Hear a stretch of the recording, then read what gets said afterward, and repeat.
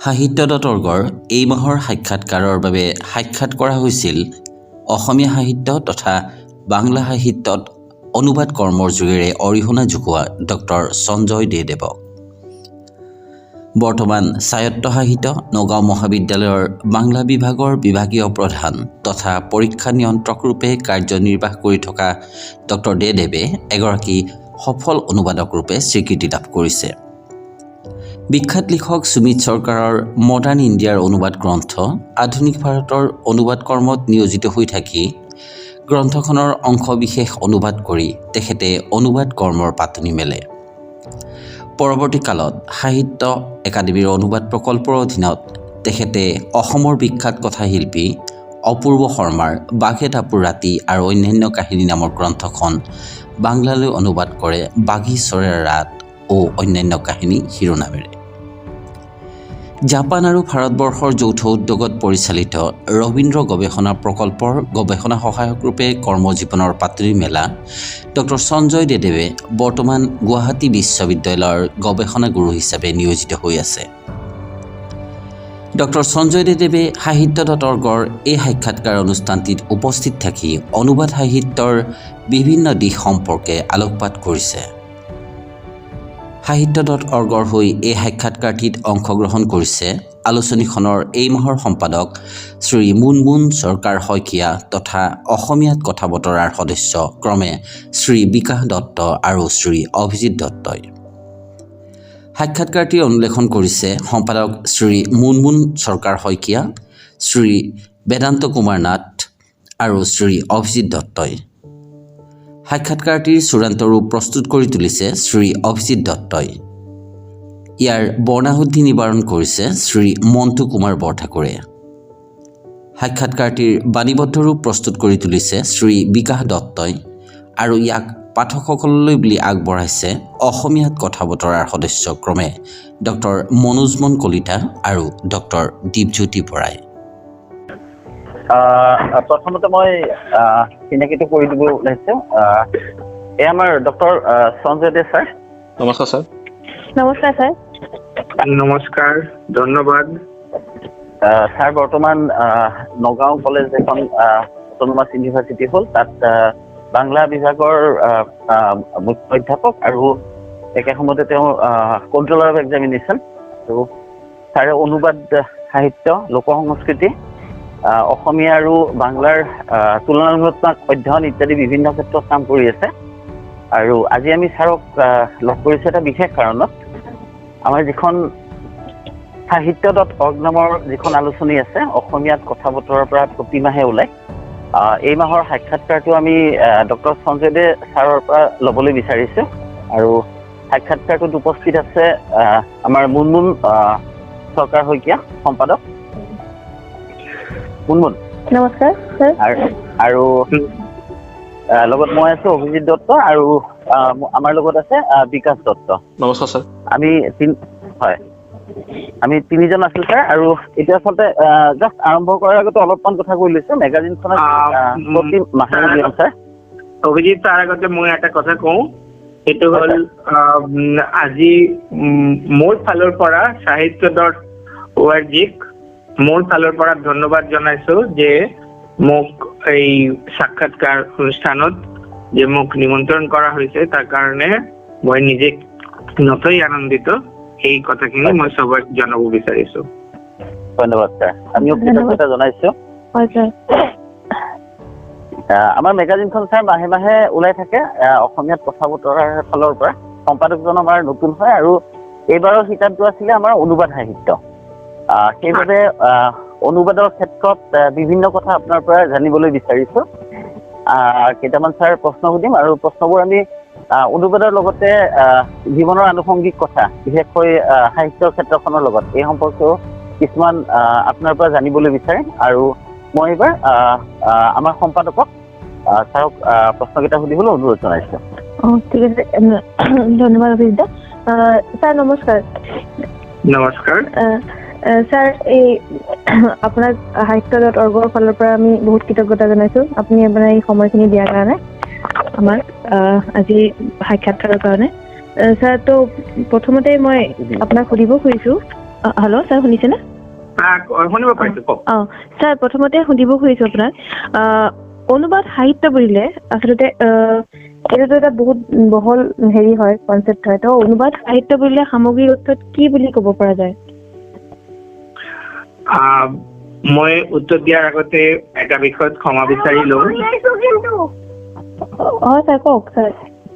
কথাটো হ'ল যে মই অসমীয়া ভাষা কোৱাৰ ক্ষেত্ৰত মোৰ অলপ অসুবিধা আছে উচ্চাৰণৰ ক্ষেত্ৰত, সেইটো আপোনালোকে নিজে গুণে ক্ষমা কৰি ল'ব।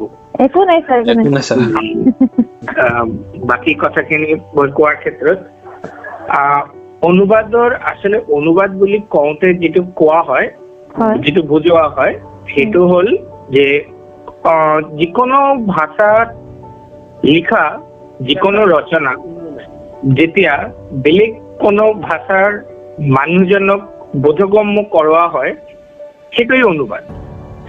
এইবাৰ এই অনুবাদ এইখিনি সাধাৰণভাৱে এইখিনি কথা কোৱা হয়, কিন্তু যদি আমি অনুবাদ সাহিত্য বুলি কওঁ, যদি অলপ অফিচিয়েলি কওঁ, যদি অলপ বিশেষভাৱে কওঁ, তেনেহলে আমি ক'ব পাৰো যে কোনো লিখকৰ কোনো এটা ৰচনাৰ আংশিক বা সামগ্ৰিক অংশ সেই ৰচনা বৈশিষ্ট্য আৰু যদি বিষয়বস্তু অক্ষুণ্ণ ৰাখি আন কোনো ভাষাত ভাষান্তৰিত কৰা হয়, আন কোনো ভাষাত প্ৰকাশ কৰা হয়, তেতিয়া সেইটো অনুবাদ সাহিত্য হিচাপে গণ্য হ'ব পাৰে। এই অনুবাদ সাহিত্য দুই ধৰণে হ'ব পাৰে, মানে একেবাৰে যিখিনি আছে সেইখিনি অবিকল অনুবাদ, সেইটো আক্ষৰিক অনুবাদ বুলি কোৱা হয়, আৰু কেতিয়াবা কেতিয়াবা এই অৱলম্বন কৰি লিখা হয়, সেইটোও ভাৱানুবাদ বুলি কোৱা হয়। আমাৰ যেনেকুৱা বাংলা বা অসমীয়া ভাষাৰ ক্ষেত্ৰত মধ্যযুগীয় সাহিত্যত দেখা যায় যে সংস্কৃত সাহিত্যৰ সংস্কৃত টেক্সটৰ অনুবাদ হৈছে, সেই অনুবাদখিনি বহু ক্ষেত্ৰতে কিন্তু ভাৱানুবাদ কৰা হৈছে, কিন্তু সংস্কৃত সাহিত্যৰ পৰা বাংলা ভাষাত বা অসমীয়া ভাষাত তাক ভাষান্তৰিত কৰা হৈছে। ৰামায়ণ, মহাভাৰত, ভাগৱত মূলত এইবিলাকৰ কৰা হৈছে। আচলতে মধ্যযুগত যি ভক্তি আন্দোলনৰ প্ৰাবল্য দেখা গৈছিল, সেই ভক্তি আন্দোলনৰ সূত্ৰ ধৰি সংস্কৃত সাহিত্যবিলাক বেলেগ বেলেগ ভাৰতীয় ভাষাত অনুদিত হৈছিল বুলি মই ভাবো। এইখিনি মোটামুটি ভাবে তোমাৰ প্ৰথম প্ৰশ্নৰ উত্তৰ। তোমালোকক তুমি বোলে কৈছো। ঠিক আছে ছাৰ, ধন্যবাদ। এতিয়া ছাৰ এই আপুনি অনুবাদ সাহিত্যৰ লগত কিদৰে জড়িত হৈছে ছাৰ? মই আচলতে প্ৰথমতে মই অনুবাদ সাহিত্যৰ লগত জড়িত হোৱা নাছিলো। মই প্ৰথমতে অনুবাদৰ লগত জড়িত আছিলো। অৰ্থাৎ অনুবাদত দুটা বিষয়, এটা হ'ল সাহিত্য উপাদান, অর্থাৎ সাহিত্যর যিকোনো জানরা তার অনুবাদ, কিন্তু তার বাহিরে নন ফিকশন যিখিনি তারও অনুবাদ হব পাৰে, আৰু সেইটো অনুবাদ হোৱা প্ৰয়োজনীয় জৰুৰীও বটে। তো সেই ক্ষেত্ৰ অনুযায়ী মই প্ৰথমতে নন ফিকশনেৰ অনুবাদ আচলতে আৰম্ভ কৰিছিলো, আৰু মোৰ প্ৰথম যিখন অনুবাদ গ্ৰন্থ সেইখিনি কিন্তু সাহিত্য গ্ৰন্থ নহয়, সেইটো এটা ইতিহাস গ্ৰন্থ। অত্যন্ত বিখ্যাত লিখা এইটো সুমিত সরকারের মডার্ন ইন্ডিয়া 1857 to 1947, প্রায় 1885 to 1947, এই সময়কালের যে ইতিহাস বিষয়, সেই সুমিত সরকারের মডার্ন ইন্ডিয়ার প্রথম অনুবাদ করেছিল মই আধুনিক ভারত। মই অবশ্য অকলে অনুবাদ করা নাছিলো, আমি এটা অনুবাদ গ্ৰুপত মই এইটো বহি অনুবাদ কৰিছিলো। কৃপি বাগদিৰ পৰা গ্ৰন্থখন ওলাইছিল, এইটো প্ৰথম ওলাইছিল 1993। সেইটোৱে মোৰ অনুবাদৰ কামৰ আৰম্ভণি। পিছত মই অলপ এনেকুৱা কিবা কিবি অনুবাদ কৰিছো আৰু, কিন্তু সাহিত্য নহয়। অনুবাদ সাহিত্য হিচাপে সাহিত্য জানৰাৰ অনুবাদ মই আৰম্ভ কৰো অসমত আহাৰ পিছতেই। অসমত আহাৰ পিছত মানে কথাটো এনেকুৱা আছিল যে মই অসমীয়া ভাষা শিকিম, আৰু কেনেধৰণে অসমীয়া ভাষা শিকিম। তেতিয়া আমাৰ ইয়াতে অপূৰ্ব শৰ্মা ছাৰ আছিল, তোমালোকে জানা, নৱ গাৰ্লছ কলেজৰ প্ৰিন্সিপাল হৈ আছিল তেখেতে, অৰ্থনীতিৰ অপূৰ্ব শৰ্মা ছাৰ। তো ছাৰে মোক এটা কথা কৈছিল যে অসমীয়া ভাষা শিকাৰ কাৰণে অসমীয়া সাহিত্য পঢ়া। তো এই অসমীয়া ভাষা শিকাৰ কাৰণে যেতিয়া অসমীয়া সাহিত্য শিকিবলৈ পঢ়িবলৈ আৰম্ভ কৰিলো, এই অসমীয়া সাহিত্য পঢ়িবলৈ আৰম্ভ কৰি মোৰ ধাৰণা হ'ল যে তেনেহলে এই দুটা ভাষাৰ ভিতৰত এমন ওচৰত মিল আছে, কিন্তু সাহিত্যৰ বহু বিষয় আছে যিখিনি বাংলা ভাষাত ঠিক তেনেধৰণে নাই। তো কাৰণ যেহেতু প্ৰতিটা ভাষাৰ লগত তাৰ নিজস্ব সংস্কৃতি আৰু বিষয়বিলাক সব বিষয়বিলাকে বেলেগ বেলেগ হৈ জড়িত হৈ থাকে, সেই সাংস্কৃতিক বৈশিষ্ট্য এটা ভাষা সম্পূৰ্ণতা এটা সুকীয়া গঢ় দিয়ে। তো সেই পৰা যে অসমীয়া ভাষাৰ সাহিত্যৰ যি নিজস্বতা, যি স্বকীয়তা, সেই বিষয়টোক মই ভাবিলো যে মই যদি বাংলা ভাষাত অনুবাদ কৰো তেনেহলে সেইটো এটা সাহিত্যৰ অনুবাদৰ কাম হ'ব পাৰে। সেই সূত্ৰ ধৰি, সেই ভাৱনাৰ সূত্ৰ ধৰি অসমীয়া সাহিত্যৰ অনুবাদ আৰম্ভ কৰিছিলো মই। স্যাৰ এতিয়া নেক্সট কুৱেশ্যনটো আহিছো। স্যাৰ আপুনি যে ক'লে এই ভাষা দুটাৰ মাজত মিল আছে, মানে অসমীয়া আৰু যেতিয়া আপুনি আৰম্ভ কৰিছিলে, মানে অসমীয়া ভাষা চৰ্চা কৰিবলৈ যেতিয়া আৰম্ভ কৰিছিলে, তেতিয়া আপুনি মিল পাইছে এই দুটা ভাষাৰ মাজত। ত' নেক্সট প্ৰশ্নটো ইয়াৰ লগতে অলপ মিল থকা বুলি ক'ব পাৰি। অনুবাদ সাহিত্যত মূল ভাষাৰ সৈতে জড়িত হৈ থকা বিষয়বস্তু বা পটভূমি কেনেকৈ আন এক ভাষা বা ঠাইৰ লগত মিলাব পাৰি, এইটো হ'ল এটা কুৱেশ্যন। আৰু তাৰ লগতে এই ক্ষেত্ৰত পাঠকৰ গ্ৰহণযোগ্যতাৰ কথাটো কেনেদৰে পূৰণ কৰা হৈছে? এই দুটা বিষয়ৰ উত্তৰ অলপ টেকনিক্যালি দিব লাগিব আচলতে। সেইটো হ'ল যে আমি মোৰ আচলতে এটা নিজস্ব প্ৰিয় তুলনা আছে, উপমা আছে, মই সেইটো ক'ব পাৰোনে? হয় স্যাৰ, কওক। হয় হয় স্যাৰ। আচলতে বিভিন্নজনে এই উপমাটো বিভিন্ন ধৰণে ব্যৱহাৰ কৰে। মানে দুটা ভাষা তো, এটা ভাষা এতিয়া কোৱা হয় সেইটো সোৰ্স ল্যাঙ্গুয়েজ, আৰু এটা ভাষা কোৱা হয় টাৰ্গেট ল্যাঙ্গুয়েজ। অৰ্থাৎ অসমীয়াত ক'বলগীয়া হলে উৎস ভাষা আৰু উদ্দিষ্ট ভাষা। তো এই উৎস ভাষা আৰু উদ্দিষ্ট ভাষাৰ সাহিত্যৰ মাজৰ সম্পৰ্কটো মই যেনেকে আমাৰ উষা ৰঞ্জন ভট্টাচাৰ্য ছাৰ, তোমালোকে জানিবা, গুৱাহাটী বিশ্ববিদ্যালয়ৰ বাংলা বিভাগৰ প্ৰাক্তন বিভাগীয় প্ৰধান আছিল তেখেতে। তেখেতে সাহিত্য একাডেমীৰ এই অনুবাদ বঁটাও পাইছিল তেখেতে, মৃত্যুঞ্জয় অনুবাদ কৰাৰ কাৰণে। তো তেখেতৰ উপমাটো আছিল যেনেধৰণে, তেখেতে উপমা কৈছিল যে অনুবাদকৰ অৱস্থা হ'ল এই নতুন বিয়া হোৱা কইনাৰ নিচিনা। এই নতুন বিয়া হোৱা কইনাৰ ওচৰত দুটা ঘৰ থাকে, এটা পিতৃ ঘৰ আৰু এটা শহুৰ ঘৰ। তো এই পিতৃ ঘৰ আৰু শহুৰ ঘৰ দুইটা ঘৰৰে যেনেকুৱা এই মানে দাবী বিলাক বা আকাংক্ষা বিলাক পুৰাব লাগে, মেটাব লাগে, তো অনুবাদকৰো অৱস্থা তেনেকুৱা। দুইটা ভাষাৰ লগতেই তাৰ সেই তেনেধৰণৰ এটা সম্পৰ্ক থাকে। এইটো ভট্টাচাৰ্য ছাৰৰ উপমা আছিল। মোৰ উপমাটো অলপ বেলেগ। মোৰ উপমাটো মই কওঁ, সেইটো হ'ল যে মই ভাবো এজন অনুবাদকৰ অৱস্থান এই দুই নাৱত ধৰি দিয়া অৱস্থান, এবং দুটা নাৱেৰই স্বতন্ত্ৰ অৱস্থান আছে। এই সুকীয়া অৱস্থানৰ পৰা দুটা নাৱেৰই নিজস্বতা আছে, আৰু অনুবাদকে এই দুটা নাৱেৰই লগত তাৰ দুটা নাৱৰ গতিৰ লগতে তাক তাল মিলাই যাব লাগে আৰ কি।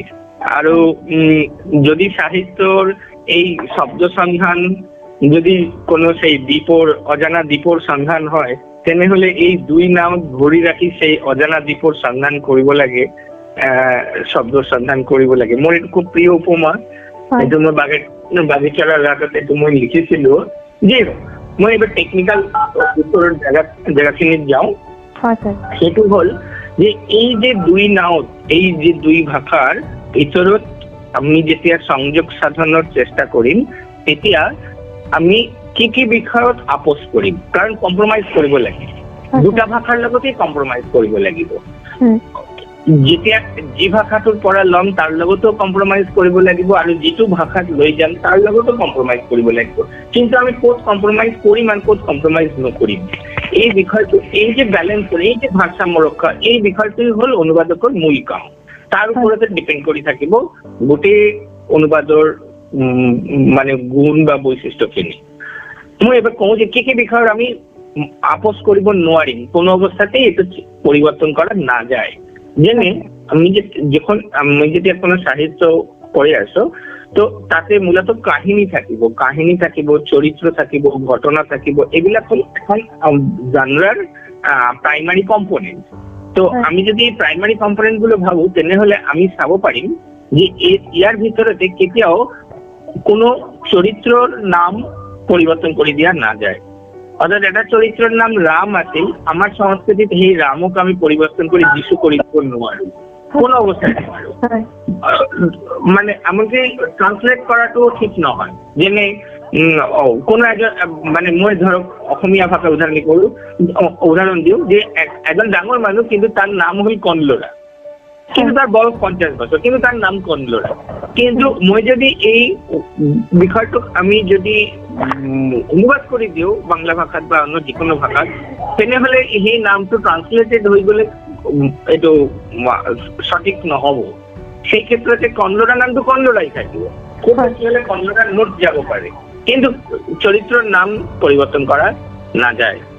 আমি যদি একটা বিলৰ নাম কাউৰী বিল, আমি এটা চেঞ্জ কৰি যদি কাক বিল কৰি দিওঁ সেইটো কেতিয়াও ঠিক নহয়, যদিও কাউৰী মানে কাক, কিন্তু এই বিষয়টো একেবাৰে ঠিক নহয় বুলি মই ভাবো। অৰ্থাৎ চৰিত্ৰ বা স্থানৰ নাম পরিবর্তন করা না যায়, ঘটনাক্রম পরিবর্তন করা না যায়। অর্থাৎ মূল কাহিনীতে হয়তো একটু ফ্ল্যাশব্যাকত বর্ণনা হৈ আছে, মই এইটো ফ্ল্যাশব্যাক পদ্ধতিটো বদলাই দি ফ্ল্যাশ ফরওয়ার্ডত বর্ণনা কৰিব নোৱাৰো। অর্থাৎ ঘটনাক্রম বদলাই দিয়া না যায়, কাহিনীর চরিত্র পরিবর্তন করা না যায়, চরিত্রের নাম পরিবর্তন করা না যায়, ঘটনাক্রম পরিবর্তন করা না যায়, এইবিলাক কোনো অবস্থাতে পরিবর্তন করা না যায়। কিন্তু কোন ক্ষেত্ৰত পৰিবৰ্তন কৰা যাব তেনেহলে সেই ক্ষেত্ৰত অৰ্থাৎ বাক্যৰ যিখিনি শব্দৰ গাঁথনি সেইটো প্ৰয়োজন সাপেক্ষে পৰিবৰ্তন কৰা যাব লাগিব। আসলে প্ৰতিটা শব্দৰ লগত জড়িত হৈ থাকে এটা এই ভাষাৰ সেই সংস্কৃতিৰ অনুষঙ্গ, সেই বিষয়টো জানিব লাগিব। খুব যান্ত্ৰিকভাৱে শব্দবিলাকক এটাৰ তলত এটাৰ জায়গাত আন এটা বহাই দিলে, আবিধানিক অৰ্থ অনুযায়ী এইটো বহাই দিলে এইটো নহয়। মই এটা খুব সৰু উদাহৰণ দিওঁ, সেইটো হ'ল ধৰা যাক মই কলো রামবাবু শ্যামবাবুর তলত কাম করে, ঠিক আছে? এটাকে যদি এতিয়া বাংলায় ট্রান্সলেট করে দেওয়া হয় যে রামবাবু শ্যামবাবুর নিচে কাজ করে, তো এই তলতের যে আবিধানিক অর্থ নিচে ঠিকই সঠিক, কিন্তু ইয়াতে সেইটো বুঝোৱা হোৱা নাই। ইয়াতে বুঝোৱা হয়েছে যে রামবাবু শ্যামবাবুর অধীনত কাম করে। রামবাবু শ্যামবাবুর তলত কাম করে মানে রামবাবু শ্যামবাবুর অধীনত কাম করে। তো এইখানে এই তলত শব্দটোৰ কাৰণে আমাৰ অধীন শব্দটো ব্যবহাৰ কৰিব লাগিব, কেতিয়াও আমি তাৰ আবিধানিক অৰ্থ নিচে এইটো ব্যবহাৰ কৰি দিব নোৱাৰো।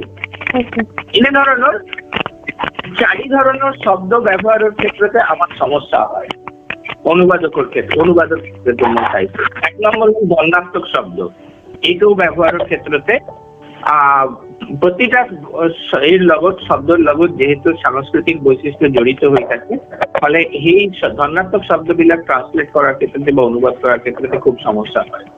দ্বিতীয় সমস্যা হয় বাগধারা অনুবাদ করার ক্ষেত্রে, কারণ প্রতিটা বাগধারার লগতেই সাংস্কৃতিক বৈশিষ্ট্য জড়িত হৈ থাকে। মই দুটা উদাহৰণ দিলে ধৰিব পাৰিবা। সেইটো হ'ল যে ধৰা যাক অসমীয়াত কোৱা হয় বগা ভাত দেখিলে কাউৰীৰ অভাৱ নাই, বাংলায় এটু কোয়া নহয়, বাংলায় আছে ভাত ছাড়ালে কাকের অভাব হয়। অর্থাৎ এই যে প্রতিটা ভাষার যে নিজস্ব বাগধারা প্যারালালি আছে, এইখিনি আনি লব লাগিব। ইয়াতে অনুবাদটো একেবারে যেনে আছে তেনে কৰিলে ভাষাৰ যিটো স্বাভাৱিকতা গুণ সেইটো নষ্ট হয়। অসমীয়াত কোৱা হয় এতিয়া উপকাৰীকে অজগৰে খায়, বাংলায় কেতিয়াও উপকাৰীকে অজগৰে নাখায়, বাংলায় উপকাৰীকে সদায় বাঘে খায়। তো এতিয়া উপকাৰীকে অজগৰে খোৱাৰ কথাটো অসমীয়াৰ পৰা যেতিয়া মই বাংলাত ট্ৰান্সলেশন কৰিম তেতিয়া উপকাৰীকে অজগৰে খোৱালে নহব, বাঘকে দি খোৱাব লাগিব। খাৰুমণি পিন্ধাই বাংলায় কেতিয়াও ব্যৱহাৰ নহয়, বাংলায় হয় শাখা সিঁদুর পরিয়ে। এই অর্থাৎ এই যে প্রতিটা ভাষার নিজের নিজস্ব সাংস্কৃতিক বৈশিষ্ট্য সেইখিনি অনুবাদকে অক্ষুণ্ণ রাখিব লাগিব। ফলে সেই উদ্দিষ্ট ভাষাৰ সাংস্কৃতিক বৈশিষ্ট্যটো তাৰ স্বাভাৱিকতা বজাই ৰখাৰ কাৰণে খুব স্বাভাৱিকভাৱেই আমাৰ চাব লাগিব খুব ধুনীয়াকে দুটা বিষয়। টেকনিক্যালি যদি মই কওঁ, এটা হ'ল যে আমাক ডিফাইন কৰি ল'ব লাগিব যে কোন কোন বিষয় আমি পৰিৱৰ্তন কৰিব নোৱাৰিম, আৰ যিখিনি বিষয় আমি পৰিবৰ্তন কৰিম সেই বিষয়খিনি পৰিবৰ্তন কৰাৰ পিছত আমাৰ যুক্তি কি আছে, খেলে মই পৰিবৰ্তন কৰিছো, এই আপোচটো মোক কিয় কৰিব লগা হৈছে, সেই বিষয়টো চালে তেতিয়া অনুবাদ সঠিকভাৱে কৰা যাব বুলি মই ভাবো। স্যাৰ হৈছেনে উত্তৰবিলাক? উত্তৰ হৈছে। মই এইখিনিত আৰু এটা বস্তু মানে সুধিবলৈ বিচাৰিম, মানে সংযোজন কৰিবলৈ বিচাৰিম। তাৰমানে স্যাৰ আপুনি যিখিনি ক'লে তাতে এনেকুৱা এটা কথা হ'ল মানে পটভূমিটো এটা কথা থাকিল স্যাৰ, পটভূমি অফ দ্য সোসাইটি। নিশ্চিতভাৱে, কাৰণ পটভূমি আৰু প্ৰেক্ষাপটৰ বাহিৰে ভাষাৰ কোনো অস্তিত্বই নাই। স্যাৰ এই সমস্যাটো তাতে মানে মই যিটো সুধিব বিচাৰিছো কথাটো এনেকুৱা যে ধৰক আপুনি যিটো ক'লে যে আমাৰ ইয়াত বগা ভাত হ'লে কাউৰীৰ অভাৱ নাই বুলি যিটো কোৱা হ'ল, এতিয়া এটা সমস্যা কেতিয়াবা দেখা পায়, বিশেষকে ধৰক যিটো ভাষা আমাৰ বাংলা, উৰিয়া বা অসমীয়া আমাৰ অলপ আইডেণ্টিকেল ভাষাবিলাক, কিন্তু যদি স্যাৰ দক্ষিণৰ এটা ভাষা কানাড়া ভাষাৰ পৰা আপুনি এখন অনুবাদ কৰে বা যদি ইংৰাজী সাহিত্যৰ পৰা অ'ড টু দ্য নাইটিংগেলটো আপুনি অনুবাদ কৰি বা আমি অনুবাদ কৰি কোনোবা এজন ছাত্ৰক দিওঁ, তেতিয়া এনেকুৱা এটা সমস্যা হ'ব পাৰে যে নাইটিংগেল চৰাইটো আমাৰ ইয়াত নাই, বা ধৰি লোৱা হ'ল এটা ডেফোডিলছ নামৰ যিটো ফুল, ডেফোডিল ফুলটো আমাৰ ইয়াতে নাই। এতিয়া এটা প্ৰশ্ন স্যাৰ এনেকুৱা হৈছে যে জ্যোতিপ্ৰসাদে এখন লিখিছিলে শিশু ৰামায়ণ বুলি, সেইখনত স্যাৰ সেইকাৰণে কৰিছিলে কি বাঘ, ঘোং, সিংহ বা অসমৰ পৰিৱেশ পৰিস্থিতি দি অৰিজিন ৰামায়ণৰ পৰা এইখন বেলেগ কৰিছিলে। এতিয়া স্যাৰ অনুবাদৰ ক্ষেত্ৰত যিটো পটভূমি বা বেকগ্ৰাউণ্ড বা প্ৰেক্ষাপট, এই ক্ষেত্ৰত স্যাৰ এই অসুবিধাটো কেনেকে আঁতৰ কৰিব পৰা যায়? এইটাই কথা, এই যে আপোচ কৰিব লাগিব। এখন কথাটো হ'ল যে যেতিয়া মই অনুবাদ কৰি আছো তেতিয়া মোক গুৰুত্ব দিব লাগিব উচ্চ ভাষাৰ ওপৰত যিমানখিনি, তাতকে বেছি গুৰুত্ব দিব লাগিব উদ্দিষ্ট ভাষাৰ ওপৰতে। কাৰণ মই কিয় অনুবাদ কৰিছো, উদ্দিষ্ট ভাষাৰ মানুহক বুজোৱাৰ কাৰণে অনুবাদ কৰিছো, হয় নে নহয়? এতিয়া উদ্দিষ্ট ফালে খুব স্বাভাৱিকভাৱে উদ্দিষ্ট ভাষাৰ যিটো পাৰিৱেশিক অৱস্থা, উদ্দিষ্ট ভাষাৰ যিটো সাংস্কৃতিক পটভূমি, সেইখিনি উপযুক্ত কৰি মোক খুব স্বাভাৱিকভাৱেই উচ্চ ভাষাক পৰিৱৰ্তন কৰিব লাগিব, কৰিবই লাগিব, সেইটো পৰিৱৰ্তন কৰিবই লাগিব। সেইটোৱে মই কৈছো যে অনুবাদকেৰ প্ৰথম কামই হব যে যেতিয়া চাব যাব যে অনুবাদ কৰিব লাগিব এইটো বস্তু, তাক ৰিচাৰ্চ কৰিব লাগিব যে মই কোনটো পৰিৱৰ্তন কৰিম আৰু কোনটো পৰিৱৰ্তন নকৰিম। হয়, অৰ্থাৎ মই ডেফোডিলৰ নামটো চেঞ্জ কৰিলো, কিন্তু ডেফোডিলৰ যি বৈশিষ্ট্যবিলাক কোৱা হৈছে সেই বৈশিষ্ট্যবিলাকো পৰিৱৰ্তন কৰিব লাগিব না নালাগিব সেইটো মোৰ চাব লাগিব। আচ্ছা, বুজিছো স্যাৰ। হয়, বুজি পাইছা? ফলে সেইখিনিতেই আমাৰ আপোচ কৰাৰ কথা, কম্প্ৰমাইজ কৰাৰ কথা। অৰ্থাৎ আমাৰ প্ৰথম কাম হব যে আমি বিষয়টো উদ্দিষ্ট ভাষাৰ মানুহৰ বোধগম্য কৰিব লাগিব। সেই বোধগম্য কৰাৰ কাৰণে কেৱল শুধু বোধগম্য নহয়, মানে যান্ত্ৰিক বোধগম্যতা নহয়, ইয়াতে জড়িত থাকিব লাগিব ভাষাৰ স্বাভাৱিকতা, সজীৱতা। অৰ্থাৎ ভাষাৰ স্বাভাৱিকতা বজাই ৰাখি মই কৰিব লাগিব। সেই ভাষাৰ স্বাভাৱিকতাখিনি বজাই ৰখাৰ কাৰণে যিখিনি পৰিৱৰ্তন কৰা আৱশ্যক সেইখিনি পৰিৱৰ্তন কৰিবই লাগিব, কিন্তু সেই পৰিৱৰ্তন কৰিবলৈ গৈ মই উচ্চ ভাষাৰ গোটেই বস্তুটোই মই বদলাই দিব নোৱাৰো।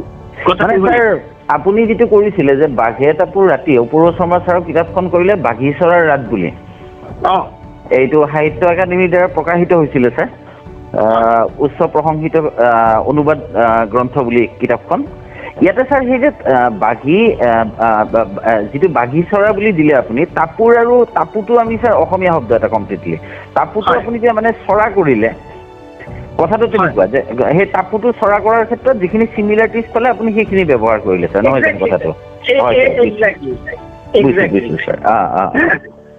মানে যিমানখিনি চিমিলাৰিটি আমি দুটাৰ দিশত ওচৰা ওচৰি আনিব পাৰো।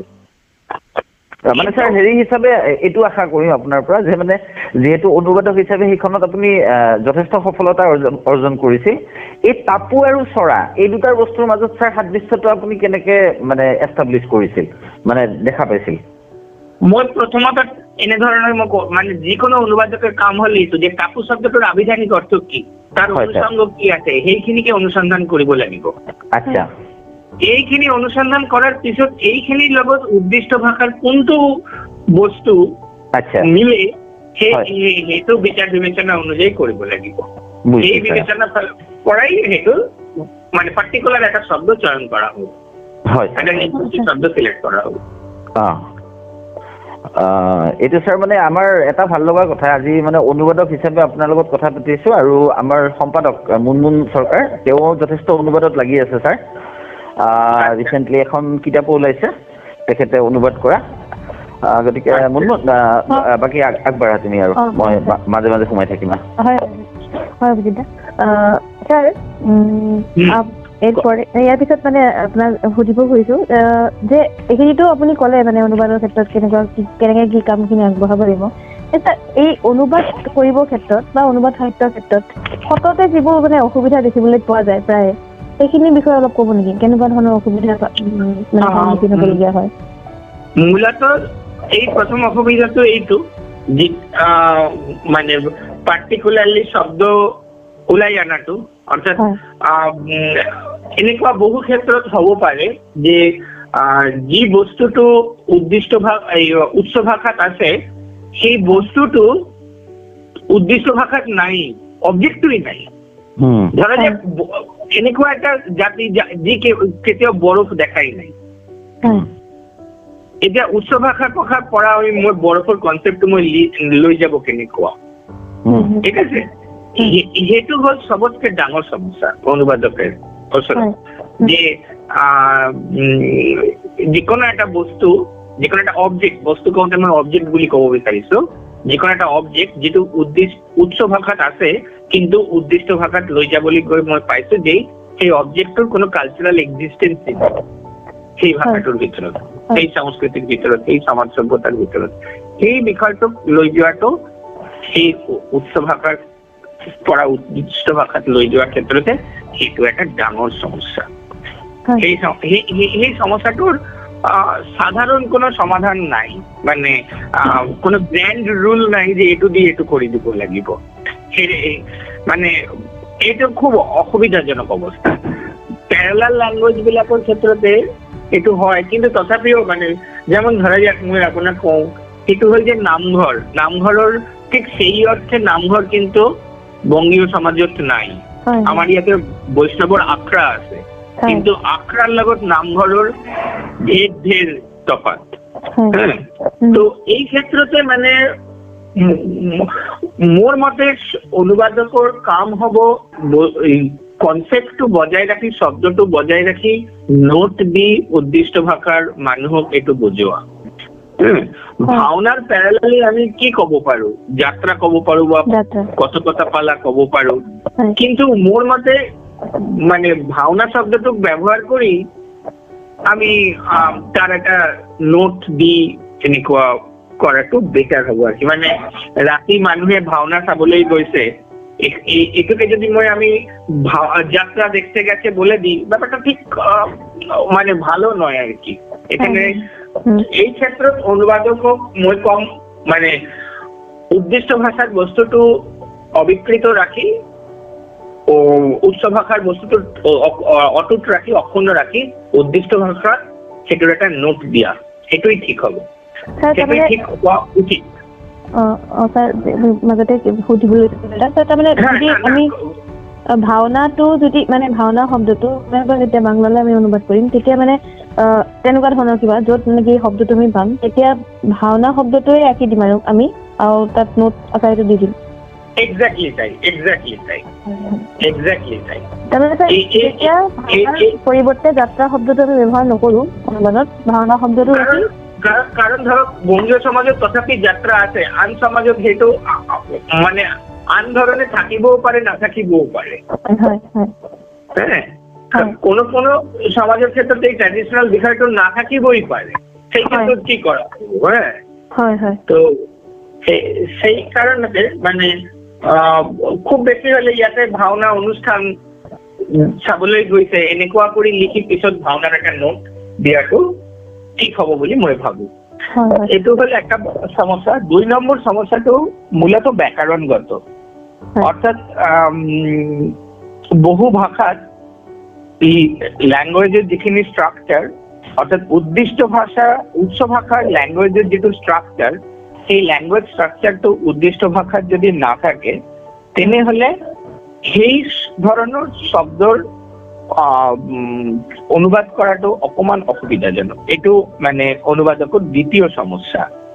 যেনে তোমাক মই এটা কথা ক'ব পাৰো, সেইটো হল ধৰা অসমীয়াতে যিটো হয় সেইটো হল অসমীয়াতে নেগেটিভ পাৰ্টিকেলটো ভাৰ্ব ফলোড হয়, অৰ্থাৎ নেগেটিভ পাৰ্টিকেলটো ভাৰ্বৰ আগত বহে। নকৰা, নেদেখা, এই যে ইয়াৰ ফলে হয় কি যেতিয়া ভাৰ্বাল অ্যাডজেক্টিভ বা ভাৰ্বাল নাউন তৈয়াৰ হয় তেতিয়া ভাৰ্বাল নাউন তৈয়াৰ হোৱাৰ ক্ষেত্ৰতে এই নেগেটিভ পাৰ্টিকেল লৈ থকা যে ভাৰ্বাল স্ট্ৰাকচাৰটো সেইটোই এটা ভাৰ্বাল নাউন বা ভাৰ্বাল এই তৈয়াৰ কৰি দিয়ে, অ্যাডজেক্টিভ তৈয়াৰ কৰি দিয়ে। মই তোমাক উদাহৰণ দিলে তুমি ধৰিব পাৰিবা। সেইটো হল ধৰা নভাবাকৈ, নভাবাকৈ, এই স্ট্রাকচারটো বাংলাতে প্রায় অসম্ভব। কেলে অসম্ভব? কারণ বাংলায় ভার্ব যেহেতু এই না পার্টিকেলটো ভার্বের আগে ব্যবহার হয় না, ফলে বাংলায় ভার্বের অ্যাডজেক্টিভ বা ভার্বের নাউনগুলো সবসময় পজিটিভ অ্যাসপেক্টে, অ্যাফার্মেটিভ অ্যাসপেক্টে, অর্থাৎ যেহেতু না ভাবার মতো করে এরকম করে মানে অস্বাভাবিক হয়ে যাব। হ্যাঁ, মানে কোনো ক্ষেত্রে এইটো নেগেটিভ পার্টিকেল ব্যবহার কৰি কৰা যায়, যেনেকুৱা না ভাবাকৈ এইটোকে আমি কৰিব পাৰো অভাৱনীয় ভাবে, কিন্তু কব নোৱাৰাকৈ এইটো কোনো অৱস্থাতে এইটোৰ বাংলা ট্ৰান্সলেশন কৰা না যায় কব নোৱাৰাকৈ। কারণ বাংলায় এই স্ট্রাকচারটো ভার্বের এই স্ট্রাকচারটো এই নোয়ারার এই স্ট্রাকচারটোই নাই, ফলে খুব স্বাভাবিকভাবে তার সেই যেটো ভার্ব নাই, নোয়ারা ভার্বটো নাই, ফলে তার অ্যাডজেক্টিভ বা তার নাউন ফর্ম তৈরি হব নোয়ারে। ফলে খুব স্বাভাবিকভাবে এই কব নোৱাৰাকৈ এই ভাৰ্বাল স্ট্ৰাকচাৰটো বাংলা কৰা না যায়। এটা বেলেগ ধৰনেৰ মানে লিখিব লাগে বা বুঝাব লাগে। তো এইটো যিকোনো ভাষাৰ ক্ষেত্ৰতেই হ'ব পাৰে। যে উৎস ভাষাৰ ক্ষেত্ৰতে যি ধৰণে গ্ৰামাটিক্যাল ক্যাটেগৰিটো তৈয়াৰ হয়, উদ্দিষ্ট ভাষাত গ্ৰামাটিক্যাল ক্যাটেগৰিটো ঠিক তেনেধৰণে তৈয়াৰ নহয়, ডিস্টাৰ্ব থাকি যায়। ফলে সেইটো কৰাৰ ক্ষেত্ৰতে বেলেগ ধৰণে ভাবি ট্ৰান্সলেশনটো কৰিব লাগে, অৰ্থাৎ তাতে শব্দৰ ক্ৰম, বাক্যৰ ক্ৰম এইখিনি বদলি যায়, এইখিনি পৰিৱৰ্তিত হৈ যায়। আচ্ছা, বুজি পালো দিয়া কথাখিনি। মোৰো বহুত মানে আজি ভাল, মোৰ কাৰণে বহুত ভাল হৈছে, মানে মই বহুত নতুনকে জানিবলৈ পাইছো। আৰু তো ছাৰ ইয়াৰ পিছত মই সুধিব খুজিছো যে আপুনিতো অনুবাদৰ লগত বহুত দিনৰ পৰা জড়িত বা এইখিনি কাম কৰি আছে, আপুনি কেনেকুৱা ধৰণৰ মানে এনেকুৱা কেতিয়াবা খুব বিশেষ কিবা এনেকুৱা ধৰণৰ সমস্যা সন্মুখীন হৈছিল নেকি? মানে কেতিয়াবা মানে অনুবাদৰ ক্ষেত্ৰত বাগে কাপোৰ ৰাতি অনুবাদ কৰিবলৈ গৈ বা তাৰ পিছতেও মই আৰু কিছুমান বেলেগ বেলেগ ট্ৰান্সলেশন কৰিছো, টুকুৰা ট্ৰান্সলেশন, সেইটো প্ৰজেক্ট বা ৰিচাৰ্চ আকাৰে নহয়, এনেই মনোৰমা দাস মেধিৰ গল্প বা এনে ধৰণৰ সৰু সুৰা গল্প মই ট্ৰান্সলেট কৰিছো। কিন্তু ট্ৰান্সলেট কৰিবলৈ গৈ মানে মূলত এই দুই ধৰণৰ সমস্যাৰ সন্মুখতেই পৰিব লগা হয়। সেইটো তেতিয়া বুদ্ধি কৰি বিবেচনা কৰি বিষয়টো সমস্যাৰ সমাধান কৰিব লাগে, কাৰণ সমস্যাটো সমাধান এটা কৰিবই লাগিব। তো সেই কাৰণতে কিন্তু মোৰ মতে এই ক্ষেত্ৰত বেছি গুৰুত্ব দিয়া উচিত হ'ব উদ্দিষ্ট ভাষাত, অৰ্থাৎ যি ভাষাত মই বুজাই আছো, মানুহজনকে বুজাই আছো, সেই ভাষাৰ স্বাভাৱিকতা ৰক্ষা কৰাটো সবতকে বেছি জৰুৰী। মানে অনুবাদ কৰিবলৈ গৈ গোটেই বস্তুটো যদি মানে খুব সাংঘাতিক ধৰনেৰ অস্বাভাবিক কিবা একটা বস্তু হয়ে যায়, তেনেহলে মানে সেই অনুবাদৰ সঠিক হলেও অনুবাদটোৰ কোনো নহয়, গুৰুত্ব না থাকে, ভাল নহয় আৰ কি। তেনেকুৱা ক্ষেত্ৰত এইখিনি এনেকে যে যিখিনি কাম কৰা হয় অনুবাদ সেইখিনি ভাৱানুবাদ বুলি ক'ব পাৰো নেকি আমি? ভাৱানুবাদ ঠিক নহয়, কাৰণ ভাৱানুবাদৰ ক্ষেত্ৰতে বিষয়টো হ'ল যে তাতে বহুখিনি বৈশিষ্ট্য চেঞ্জ কৰি দিয়া হয়। যেনে তোমাৰ ধৰা যেতিয়া সংস্কৃতৰ ৰামৰ পৰা অসমীয়া ভাষাত ৰামৰ চৰিত্ৰ অনা হ'ল, তেতিয়া ৰামৰ চৰিত্ৰ বহুত বেছি কুমলীয়া হৈ গ'ল। ৰাম খুব বেছি পত্নীগত প্ৰাণ এনেকুৱা হৈ গ'ল। কিন্তু সংস্কৃত ৰামায়ণৰ ৰাম মোটেই তেনেধৰণৰ নহয়।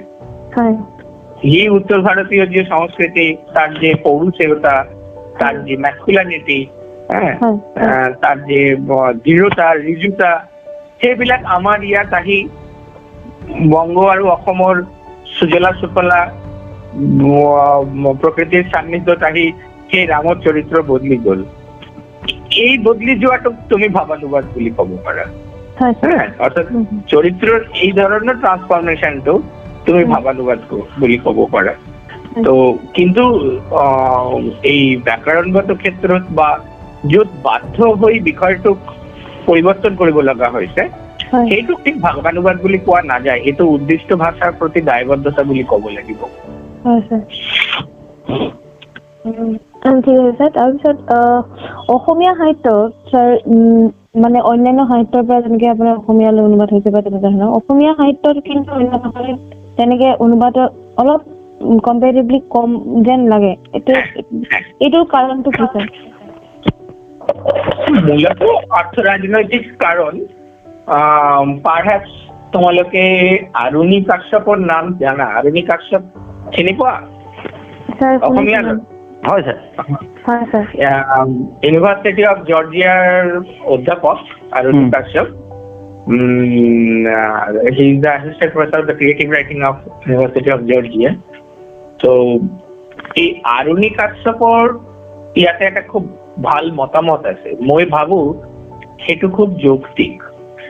সেইটো হ'ল যে এইটোকে তুমি ক'ব পাৰা আৰু কি যে মানে আৰুণি কাশ্যপ কৈছে এইটো ল্যাঙ্গুয়েজৰ পিৰামিডিকেল ষ্ট্ৰাকচাৰৰ প্ৰব্লেম।